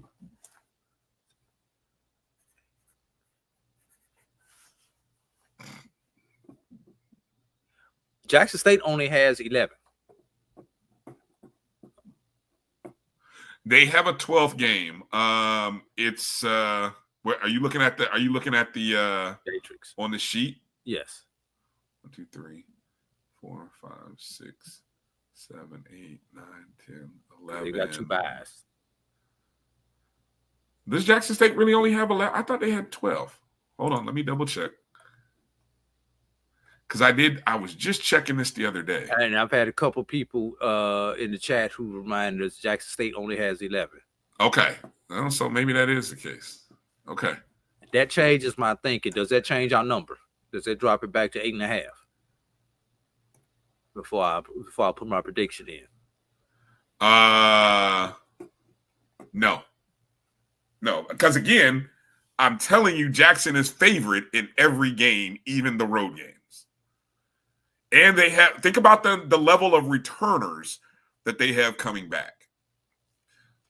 I mean, this is not since the Shedeur Sanders sophomore season has Jackson State come back as loaded as they were in a championship season. All right, here we go. I think this is legit 9.5 number. And you know, let's see if we they're can going get to be favored in every game except for that Southern Miss game. So we have to get to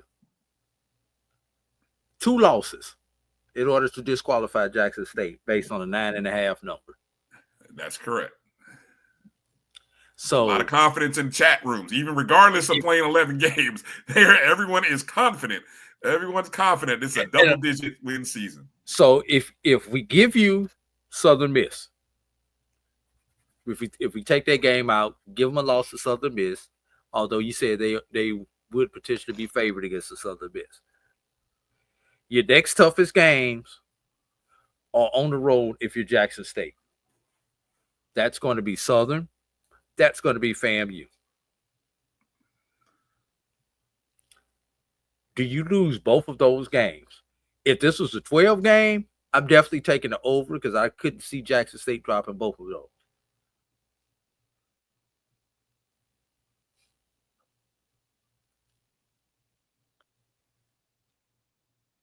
Yeah, I'm still right now, until somebody beat their ass, I'm still taking the over, Brian. All right.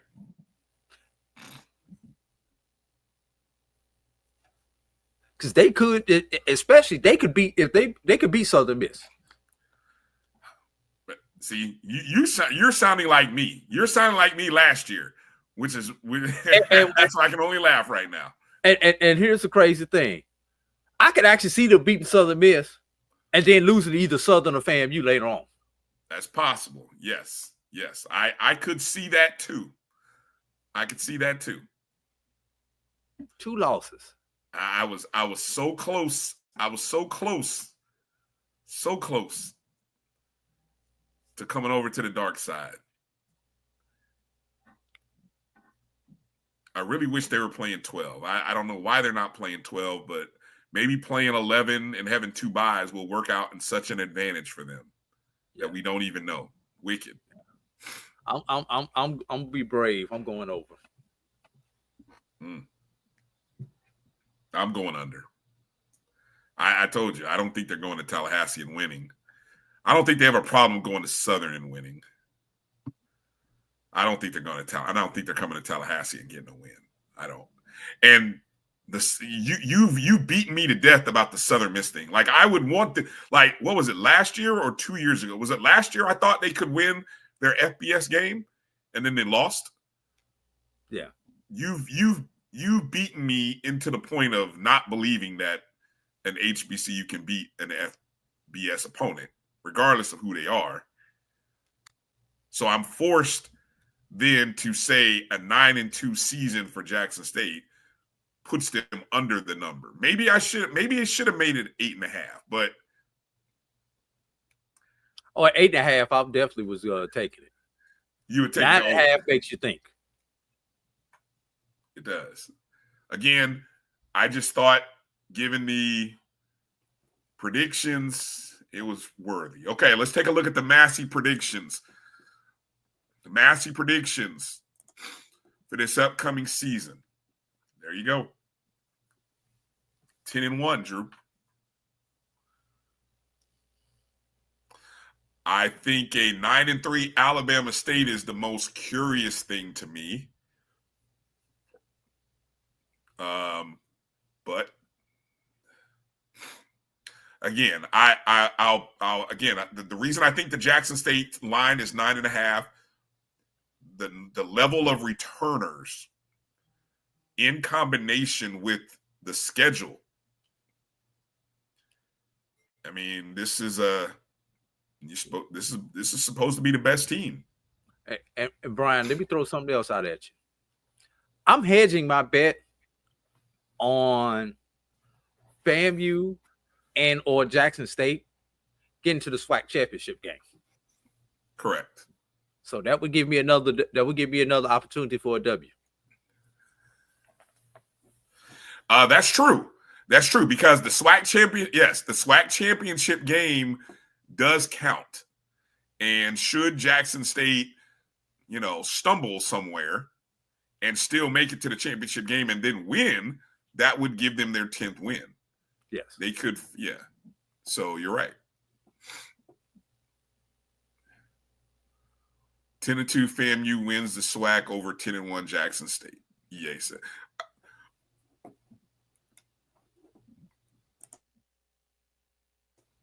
That's assuming that one loss by Jackson State is to FAMU. Yes.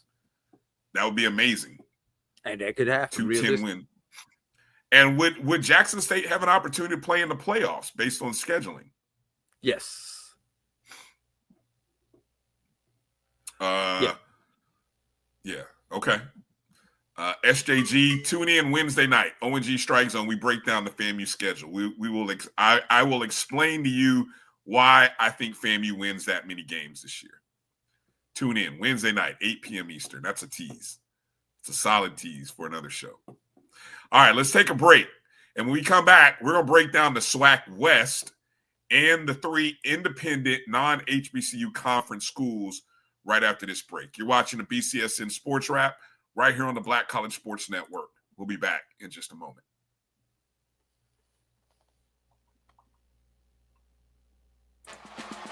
HBCU football fans, the Cricket MEAC SWAC Challenge Kickoff is celebrating 20 years this August. From Birmingham to Orlando to campus sites and now in Atlanta. The Cricket MEAC SWAC Challenge Kickoff has been a mainstay in HBCU athletics. 2 decades of providing a national platform on ESPN and now ABC for the finest HBCU programs in the country and some of the most talented players and coaches that have represented them.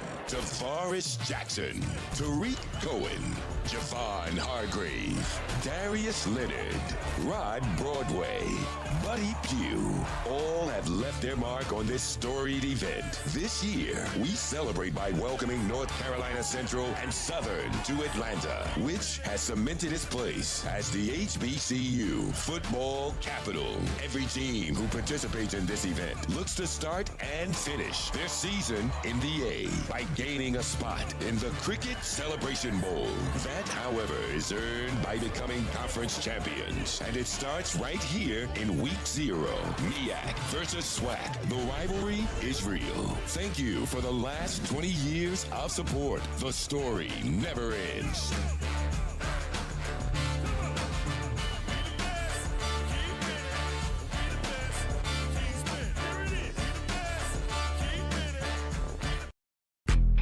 History? Yeah, we built that. Pride? We fuel that. And on August 30th, we run that. Two powerhouse HBCUs, Howard Bison, FAMU Rattlers, one legendary showdown under the Miami lights at Hard Rock Stadium. The energy unmatched. The culture undeniable. The vibes straight HBCU. 2025 Invesco QQQ Orange Blossom Classic. Get your tickets and book your hotel now at orangeblossomclassic.com. Saturday, August 30th at 4 p.m. in Miami Gardens.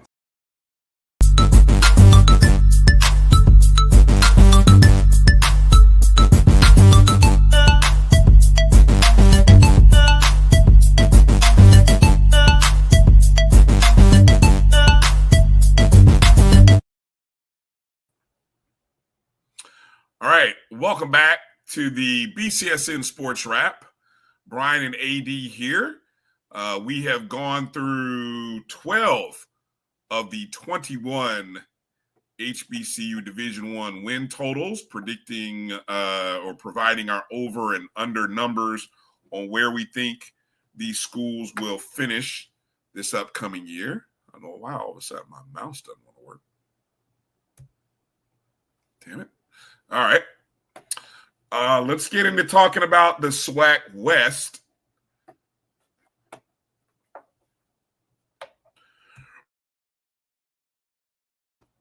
And then we'll finish up with the independent Hampton, North Carolina A&T, and Tennessee State. All right. The SWAC West, from a historical perspective over the last 2 seasons when we've done this, you can see it's almost been a split where Alcorn, UAPB, and Grambling went from going over the number we set in 23 and under in 24. Prairie View has been that school that has just missed going above each season by just a game. And then, of course, Southern and Texas Southern went from missing the mark a year and under and went over it the following year. You know, you pointed this out earlier, Drew. These numbers have been pretty close. It's like not too many times do you see a team really miss. I mean, the Southern 2 seasons ago was 8.5, and they fell 2 games short of that. Most of them are usually over or under by at least a game, right? No big jump, like no big misses, I guess. All right, let's go to the numbers. You ready? Ready. All right, here we go.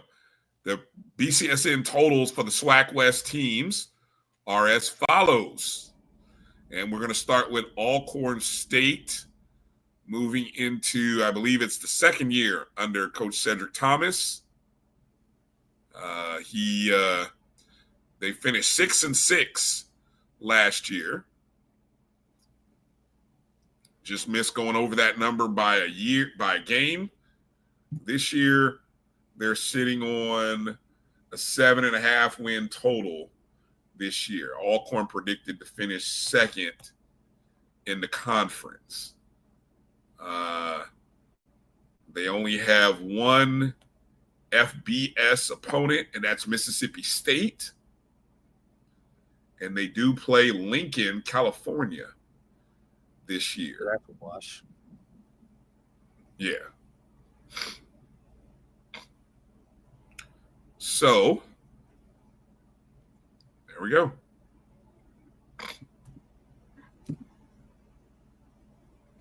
What do you got, Drew? Alcorn State, over or under 7.5? 7.5. See, there's one. I feel that's a number that sits right on the line for Alcorn.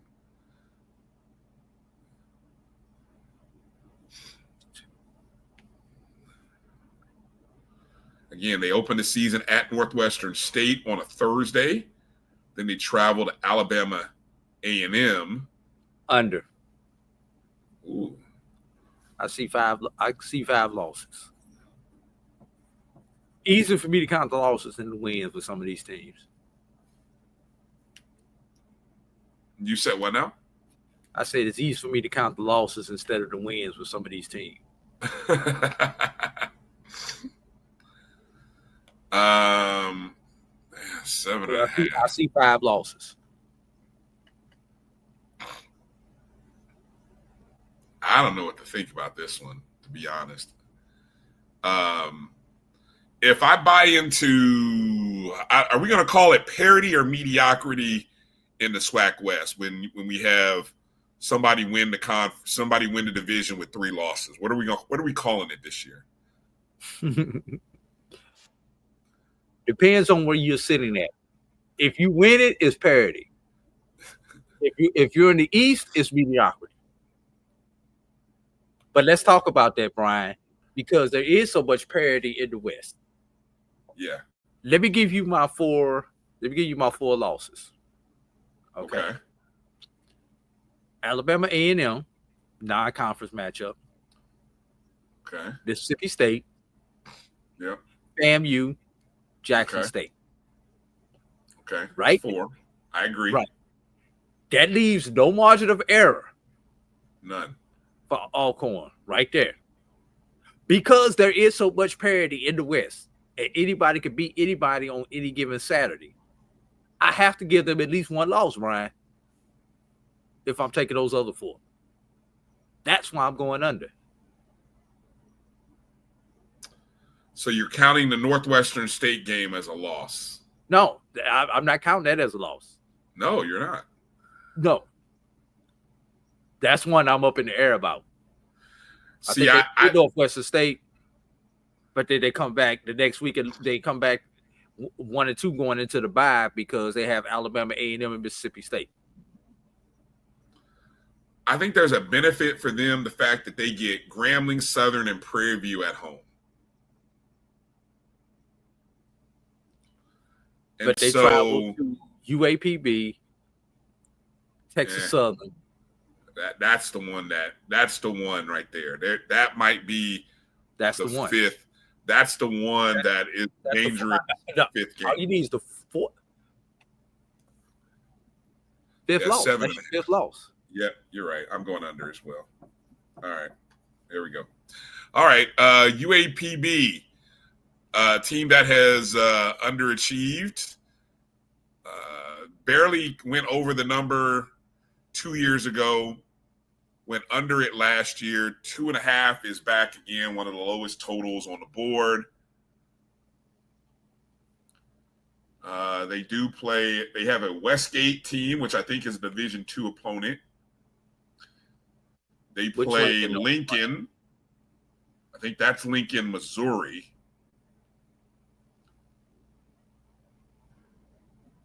They travel to Bethune.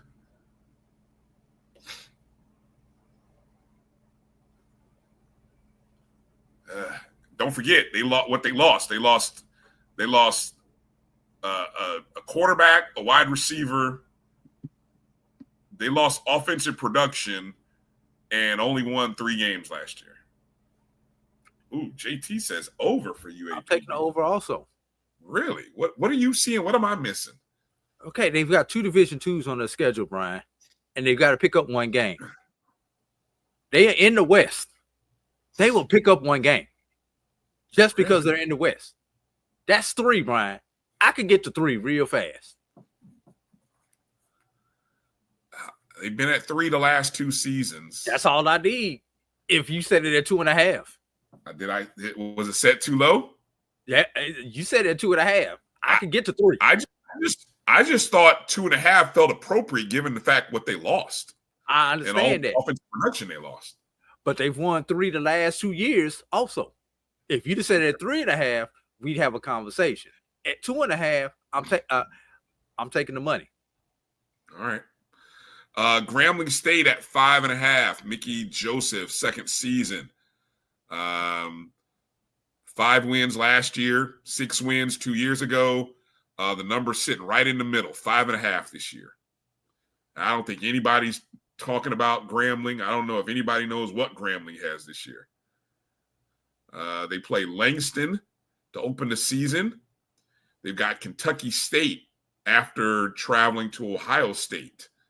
So that's 2 wins. East Texas A&M, not really sure who or what East Texas A&M is.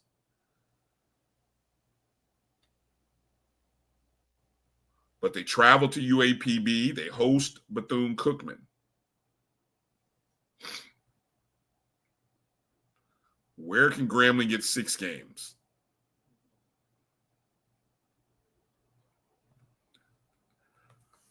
Oh, how 4. The mighty G have fallen. I've got 4, including 1 in the West. Can they get a second one out the West, which would give them 5?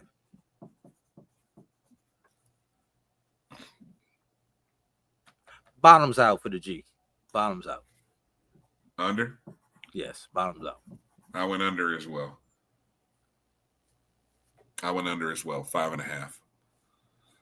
All right, Prairie View A&M. This will be interesting. New coach Tremaine Jackson predicted to finish 2nd in the SWAC, I believe. Or 2nd or 3rd? 3rd. You can see that the program won 5 last year, 6 a year ago. Appreciate it, G-Boom. East Texas A&M is in the Southland. Okay, appreciate that. Prairie View. UT Rio Grande Valley. That's a home game, even though they have that school has a beautiful new campus or a new stadium. I saw some videos of that. They travel to Rice. They host New Mexico State. Or excuse me, Northwestern State. Excuse me, not New Mexico State, Northwestern State.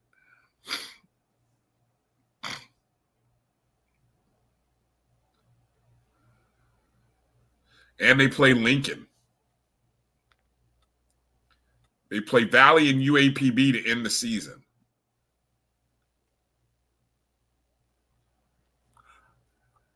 I'm taking PV.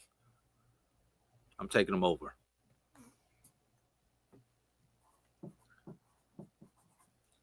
Any particular love for Coach Jackson? With that, plus a favorable schedule. And once again, I'm hedging on Prairie View being one of the teams that could potentially win the West and get to the SWAC championship game to give them an extra opportunity. That's fair. I think 7 wins is very possible for Prairie View this year. 7 doesn't feel like a stretch. No. 1 game over 500. We know Coach Jackson can coach. It's just a matter of whether he's got the right personnel in year 1. Southern University. This will be interesting. Southern University, the number is 7.5. 8 wins last year and a trip to the SWAC championship game. 6 wins 2 years ago. Second year for Coach Terrence Graves. We're going to know a lot about Southern right off the rip in 2 of the first 3 games. This Saturday against North Carolina Central. And then 2 weeks after when they host Alabama State. 7.5. Somehow I feel 7.5 might be a little low, but we'll see.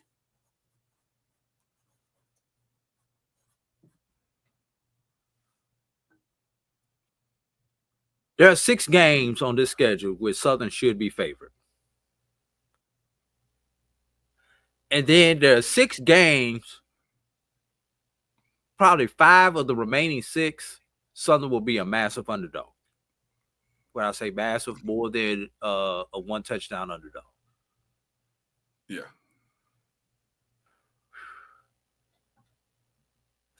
We know how close Southern has played everybody over the last couple of years. Yep. Southern will win a game they should not win. Southern will lose a game that they should win going away. Yep.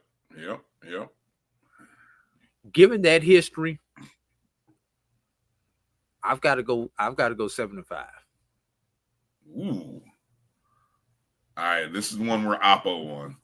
We're Oppo. I'm going Southern over this year.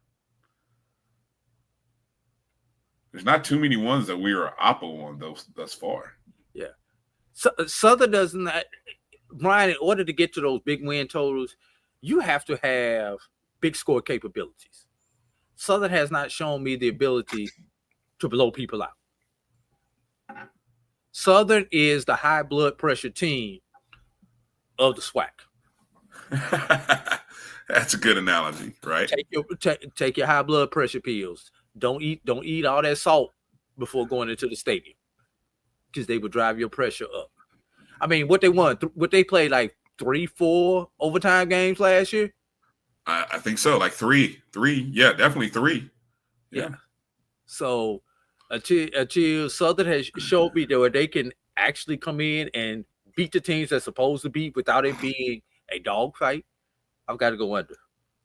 If they have a QB, if only you got a QB, Adrian, I'm going over. I'm going 8. I think they can get 8 wins. I think the 4, and again, I'm basing it off of. Are we hedging with the championship game? No,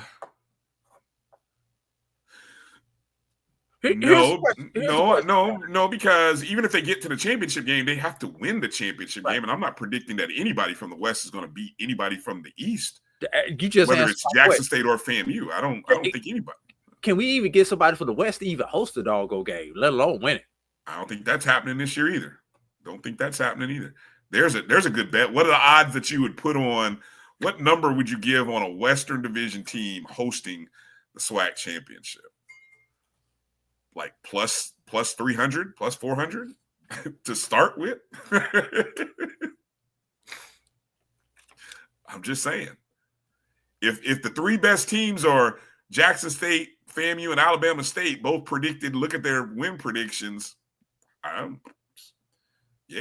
thinking plus 300 before you even get to a SWAC team. I'll take that. What do you say? 50 on what? What did you put 50 on? A SWAC West team? A SWAC West team hosted. I'll take that one. Yeah. All right. You'll take those odds. I mean, 3-1. I mean, yeah, you take those, but that's still crazy. That's crazy. I'm going Southern over. All right, Texas Southern, 5.5. They won 5 wins last year. First year under Chris Dishman, which was an improvement of 2 wins over a year ago. Texas Southern, of course, opening matchup against Prairie View. That'll be interesting for both teams. Traveling to California, I'm not even going to get excited about, even though California is like mud, can't get excited about an FCS team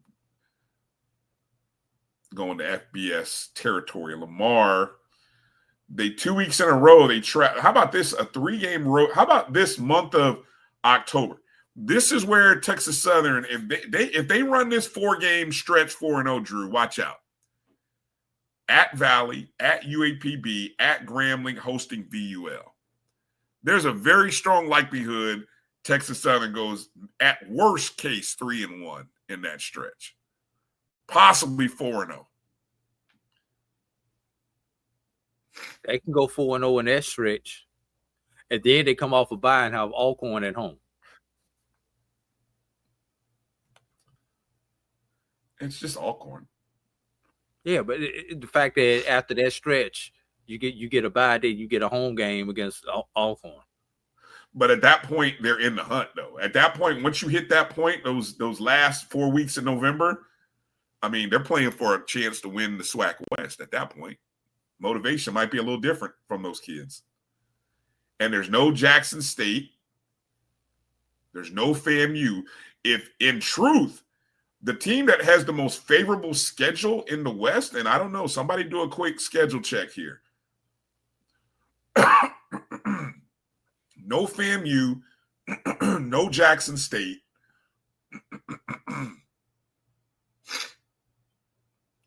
You get the.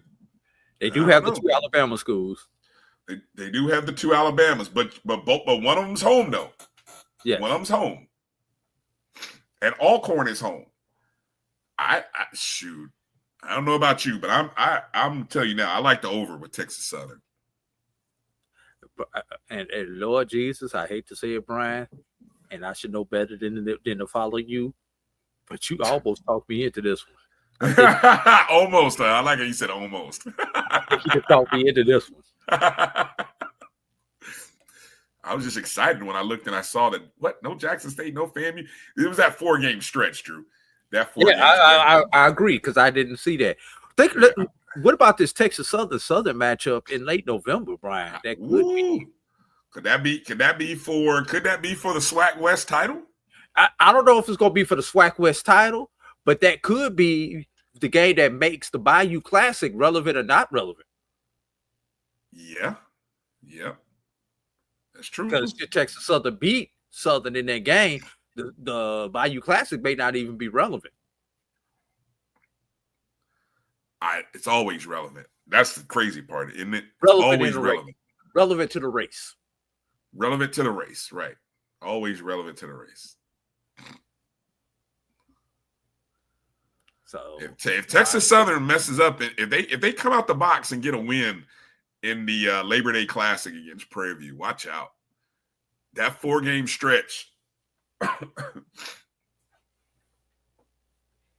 So what are you going over under? You riding with me? You riding? Let's go. I'm going over. They could actually afford to lose that game, and based on the rest of their SWAC schedule. Let's go. But here's the thing, Brian. Guess who also has that same schedule? Who? PV. Ooh. PV has the same exact SWAC schedule.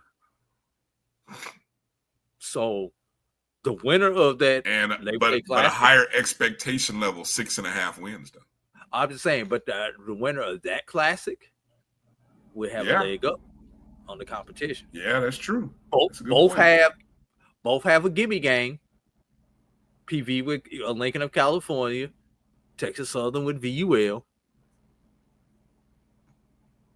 Although I like the timing of Texas Southern's schedule better, I'm not sure if I like that better because, hell, if I'm PV, I've got UAPB and Valley at home to close out the season. What more can you ask for? All right, here are the totals predicted by Massey. Ooh. Alcorn 8-4. Yeah, you guys in the UAPB 3 wins, huh? Okay. Grambling 500, Prairie View 5-7. Seeing Southern at 6-6 is very surprising to me.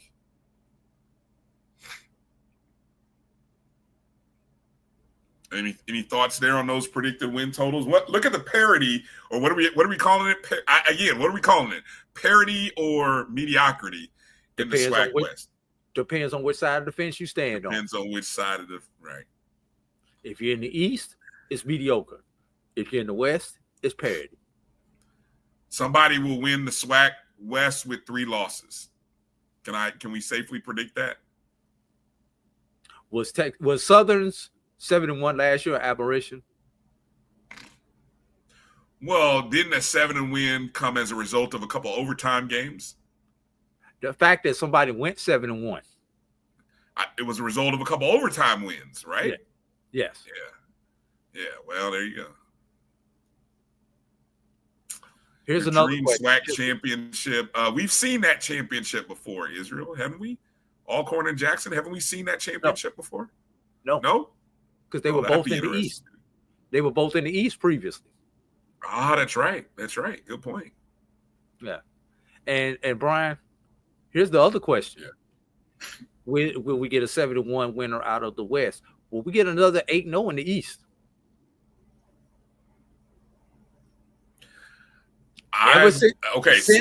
Since COVID, every East champion has gone 8-0.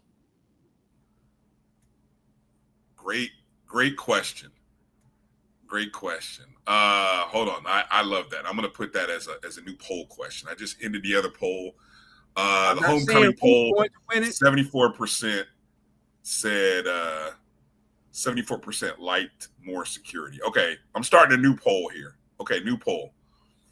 What is more likely to happen? Hold on. Which is more likely to happen? Unbeaten SWAC East team, 7-1 SWAC West team. How about that? Yes? I like it. All right, there it is. New poll.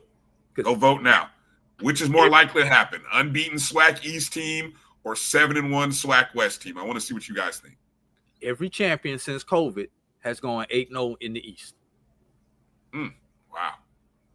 Great stat. Okay. I'm sorry. I moved the graphic. Were we finished here? Yeah, we're done. Okay. Okay. Wrapping it up here with the independents. North Carolina, again, look at this. We've had, if I go back and look, we've had Delaware State, Valley, A&T, and then there's somebody else that have all like one win, or was that it?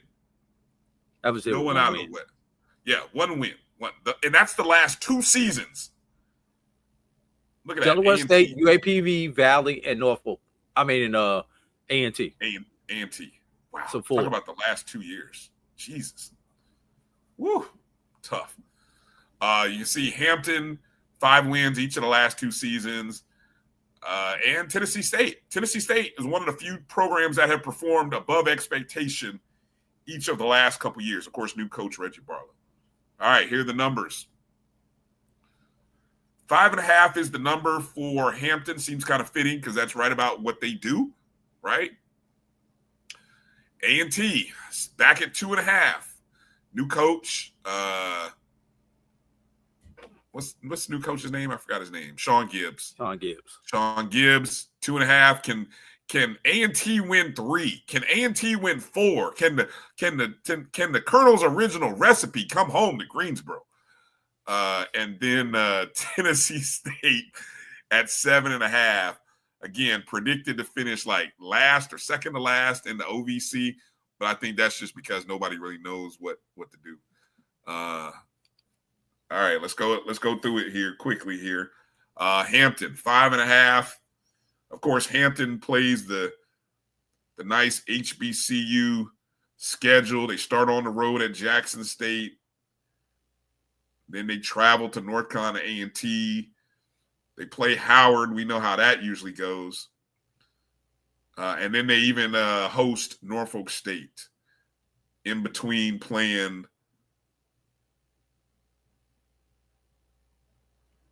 seven conference games. Can Hampton get 5? Can Hampton beat anybody besides an HBCU?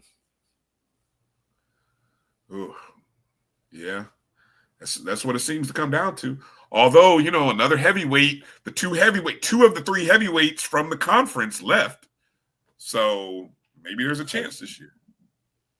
And what did Hampton do against the rest of the conference? Under. Ooh, Drew, we're up on that. I'm going under. I'm going over. I think 6 wins is possible. I don't. I'm glad you do. I'm glad somebody. Hampton is a school that I feel like I always end up rooting for in October when nobody else, and then they just kind of they fall flat on their face sometime mid-October. I almost get so close to being like, I told you I believed in Hampton, and then they just like fall. You know why, Brian? Because the BCSN polls will have Hampton probably in the top 5 when we release that first poll in the September 1st, October, because of their schedule. And then they will get into the meat of their schedule and fall out 2 weeks later. Right. Yep. Good point. Okay. Adam, even if you beat Elon, that still doesn't get you to 6. What did he say? I'll screenshot it. If you find it, yeah. We beat Elon. Well,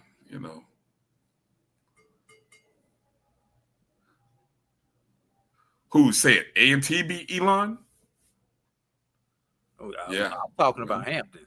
Oh, Hampton beat Elon. Yeah. Yes. Well, even if you give them that game, you still owe me one more, and that's assuming you beat all 4 HBCUs, which I don't think you are going to do. I'm with you, Adam. I'm riding with the Pirates. Put me on the pirate ship. Y'all be prepared to walk the plank. Let's go on to the A&T. I am the captain now. A&T 2.5. Oh, Jesus. Can the Aggies find 3 wins? Where are the Aggies going to get 3 wins at? Dear Lord. Traveling, let's see. Their HBCU schedule looks like playing at Tennessee State to open the season. Then they host Hampton. That'll be an interesting game going towards somebody's total. Then, of course, they've got the Aggie Eagle Classic against their rival from down the street or down the road, whatever they say it. And then they host South Carolina State for homecoming. That's not going to be pretty. And then, of course, they played the CAA conference. Ooh, Aggies. Can you get 3? Can the original recipe produce? I believe in Sean Gibbs, but I'm gonna have to put him in the freezer for right now. Under.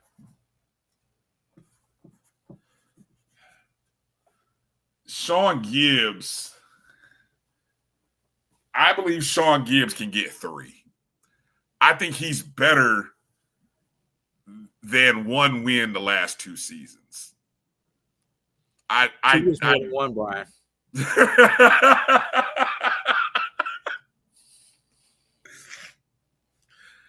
I think Sean Gibbs, the ghost of Rod Broadway and all kinds of old former North Carolina A&T alums will be standing on the sideline on that cold day in November when they're trying to get their 3rd win, Drew. And I think it'll happen. I think it'll happen. 3 wins. So I'm going over. So I'm oppo you there as well. Tennessee State, 7.5. Tennessee State has gone over the number that we've predicted the last 2 seasons. Big time last year. I mean, wow, did they zoom over it. That was probably the biggest margin of anybody, a 4-win margin based on where we predicted them. And so brought it down to 7.5. New coach, but a great coaching staff, though, Drew. They play North Carolina A&T. They host Alabama A&M. They play Howard for homecoming. And I don't know if the OVC is as good. I don't think it's as good as the CAA. What do you feel about Reggie Barlow? Outside of North Dakota State, Ryan, if Tennessee State is not favored, they will be within a score favorite, and there will be a couple push-em games. And push-em games are 3 points or less when you're on the road. Yep. I'm taking the over with Tennessee State. Because the only one I'm definitely not giving them is North Dakota State. Right. I think every other game winnable. Very winnable. Yeah. I like Tennessee State over 7.5 as well. All right, you ready for this? Massey predicted total or predicted season record. Woo, sweet Jesus. Not a donut for North Carolina A&T. Ooh, the computers do not like North Carolina. Even Valley got a win. Even Valley got a win, right? But in all honesty, though, Valley, didn't they have like a Division II or NAIA school on their schedule? Lincoln, they had Lincoln on the schedule. Yes. Yeah. A&T has no breaks. No cupcakes on the A&T schedule. So 2.5. I mean, if the number had been set at 1.5, Drew, I mean, would you take If the number was set at 1.5, would you take the 2 in North Carolina A&T? I don't know, Brian. I just can't see Sean Gibbs. I just can't see a Sean Gibbs. I like to say, it ain't this. This is 0-12. no knock on Sean Gibbs. This is a knock on that schedule that he's inheriting. But the cupboard is not that bare at A&T, is it? Yeah, but the refrigerator is not full. Well, but it's not bare though. It may not be full, but it's not bare. And you're not trying to eat for the winter. You're just trying to eat, to survive. You're not too hungry. Exactly. You're not trying to eat to be full. That chicken, you just need a little taste. Man, 0-12. That's savage. Woo. Damn, I don't think I've ever seen that in the history of paying attention to the Massey predictions. I didn't no wins, nothing. Damn. Where on Dr. Cavill's top 21? Where was A&T? Do you recall who was at the bottom? Who were the bottom 3 teams? I'll tell you in a second because I've actually got it saved on my hard drive. All right. While you look at that, let me just go over the 5 that we are oppo on. We are opposite on Morgan State. We're opposite. Drew thinks Morgan State goes under. I think the number was 7.5. I say over 7.5. Jackson State in the SWAC East. Again, only playing an 11-game schedule. I wonder if it's too late to add a 12th game. But anyway, you have them going over the 9.5 number. I have them going under 9.5. Southern University. The Southern line is 7.5. Drew says under. I say over. And then we are opposite on the 2 schools in the CAA. Hampton, the number is 5.5. I say over. Drew says under. North Carolina A&T is 2.5. Drew, he's almost thinking like the Massey Computers. He's saying under. I actually think that Sean Gibbs can coach and get 3 wins. So I'm going over. Okay, so yeah, that's about right. That's about right then. Looking at Dr. Cavill's poll, the worst 3 preseason ranked teams. Yep, that kind of falls in line, doesn't it? Yep. Teams that have gone one in whatever the last two seasons. Delaware State. Let's see, the last 2 seasons, Delaware State 1-11 and 1-10. Mississippi Valley State, the last 2 seasons, 1-11, 1-10. North Carolina A&T, the last 2 seasons, 1-11, 1-10. That's about right. Can we get some crooked numbers between these schools? 1-11. What do you mean? Crooked numbers. Everything straight up and down. 1, 1, 1. Here's the next 7, just for reference purposes. Yeah. Interesting. Yeah. And finally, the top 7. Right. Which I hold hard. Look, I feel confident now about my Morgan State pick and my Southern pick. I feel good. Both of those teams I had over. I feel good based on the and of course I had told you here's the one thing that, and looking at the points, you know what that tells me? Looking at the points, the closeness between Jackson State and FAMU, right? Because it's all based on whether you finish first or second, right? So that tells me more people. That means most everybody picked Jackson State 1, Florida A&M 2. That's what that tells me. Because look at the difference between 2 and 3. I mean, what is that, 20 points? Yes. Yeah.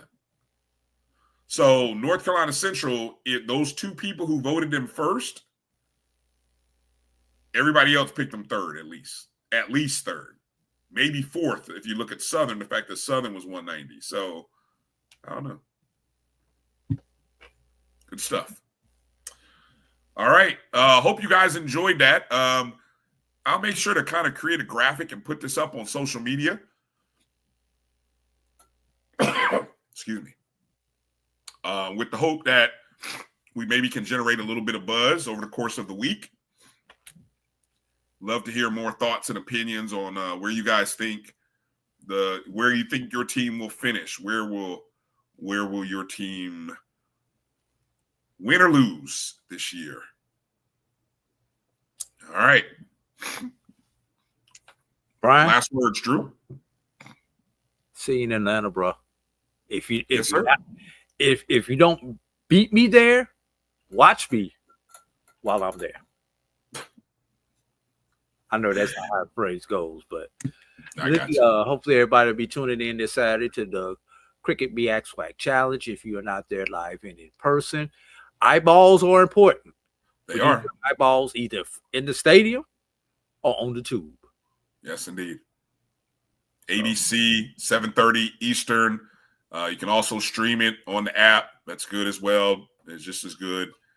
Make sure you're watching. Even if you're watching something else, have it on, leave it on. And watch out for the coaches press conference tomorrow, Monday morning, 11 a.m. Eastern, 10 Central, MEACSWACchallenge.com or right on the Black College Sports Network. Yes. Also, Tuesday, for those who are band heads, we will have the Band of the Year kickoff press conference on Tuesday. That will occur during prime time, Brian, at 8 o'clock on those same channels on the MEAC SWAC. Actually, that will be on Band of the Year .com. But the YouTube page is the same, the MEAC SWAC Challenge YouTube page, and also along with the Black College Sports Network. So you can meet the band directors. Remind people who the defending champions are.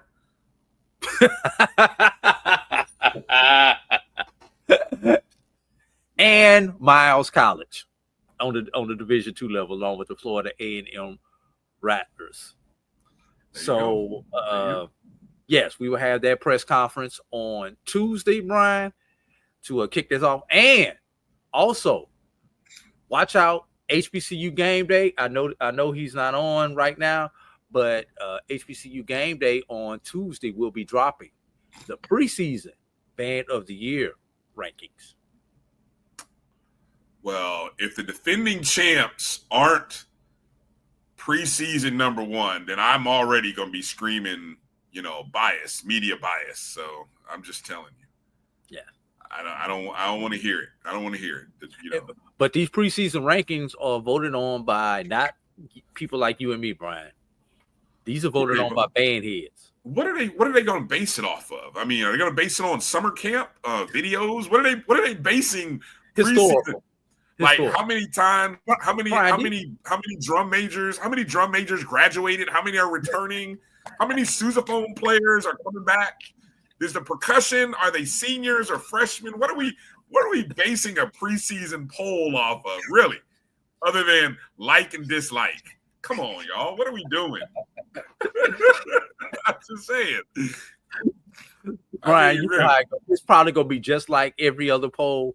However they finished last year, or be how they start this year.